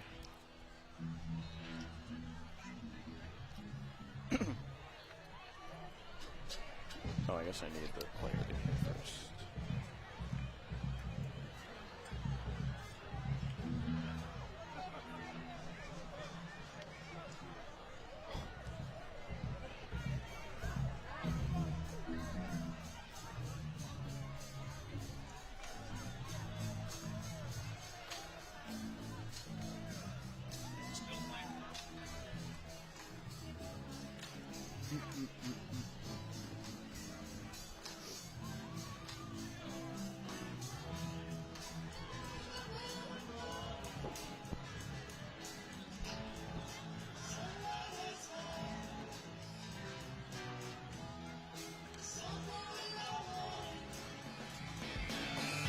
Always fun to get two of the greatest communities in Nashville together. NBA and Pearl-Cohn make each other better early in the season, every season. NBA comes away with the win, 17-14, defeating Pearl to start the season for the second week in a row. Time to announce tonight's player of the game, brought to you by UA Local 572. UA Local 572 is the premier trainer of workers in all aspects of the piping, plumbing, welding, and HVAC industry. It is NBA senior running back William Wade, over 100 yards tonight if you include his receiving. 28 touches in total for 118 yards and a touchdown. His first game as RB1 for the converted linebacker went exactly to plan. And it's got to feel good, too. William Wade, he was the standard. He was what everyone on NBA needed him to be. The efficient, the leader. He was the go-to guy, and it really elevated the rest of his team. A great job, again, by the NBA offensive line, too, especially getting better down the stretch. He is our UA Local 572 player of the game, and it's time to go down to Sammy Kincaid and the entire student body at Montgomery Bell Academy, plus head coach Chris Chauvin. Coach, the guy right next to you is player of the game. Talk about this run game because it was a physical game tonight. Yeah, I think the second half we really were able to move them up front, and I think William kept his pads down, moved the pile. We were hoping moving the ball and getting some tempo going, we could wear them down. I think in the second half it really paid off. And we talked at halftime about your defense and defense holding strong there at the end to get the win. What can you say about those guys? Shoot, they played great all game. I would have liked to gotten that stop down there in fourth down, but shoot, they played all day. They were physical, did what we asked them to do, so couldn't be prouder of them. Well, congratulations, Coach, on your first win here at NBA. Celebrating with your team. Well done, Sammy. Well done, NBA Big Red. Chris Chauvin, 1-0 as the head coach at Montgomery Bell Academy. His wife, Casey, son, Lewis, in the building. And his mentor, Marty Uverard, his predecessor, in the house as well to support. And this time we're happy to see the coach raise the trophy as he will lead his players. Max Beecham waves high to Phyllis and Wallace down on Paydensville Road. And we bid you adieu for about 20 hours. We've got one more game on our high school football triple header kickoff weekend. Tomorrow night at 7, Shelbyville at Tullahoma. Jake Lyman will be on play-by-play for that game as Lucas will be with Nashville SC. Bruno Reagan will be back. Sammy Kincaid will be back. And then every Friday from there on out, starting next week, a week from right now, BA against Brentwood High next Friday night at 7. Bruno, you the man. Enjoy this season. Glad I got to be back with you guys for one game, and it was a fun one. Max, it's always awesome for someone as professional and as fun as you, someone with your attitude to come in. Hopefully, I get you at least one more again next year, and maybe every year, too. Not that I don't love Lucas. I'm not cheating on Lucas, but I love you, too, man. Love you, buddy. It's been a lot of fun. Thank you to our producer, Travis Porterfield, and our amazing crew, led by Lee Scott and the entire team at Sinclair, who put these high school football games on TV. We don't take it for granted. It's a special thing to get to showcase the real Nashville and the many Nashvilles out there. It is an honor and a privilege, and we hope you enjoy it as much as we do. We'd also like to take a moment to thank our wonderful sponsor partners, the Tennessee Army National Guard, UA Local 572, who through their contributions to this program make these games possible for you to watch at home. We'd also like to thank our other great sponsor supporters for their contributions to our 2025 Friday Night Rivals telecasts. They are the United States Navy, BMC Metalworks, Bart Durham Injury Law, South College, Wilson Bank and Trust, Western Kentucky University, Greenway Kia, Josh Houston and Associates, and NHTSA, the National Highway Traffic Safety Administration. We would also like to thank tonight's participating high schools, their coaches, their players, their families, and their administrators for their continued support. The Pearl-Cohn Entertainment Magnet High School, and our host, Montgomery Bell Academy. Two teams who you could see in Chattanooga come the first weekend of December. NBA comes away with the win tonight, 17-14. Have a great season, everybody. Long live high school football. NBA gets the win tonight here on My TV 30.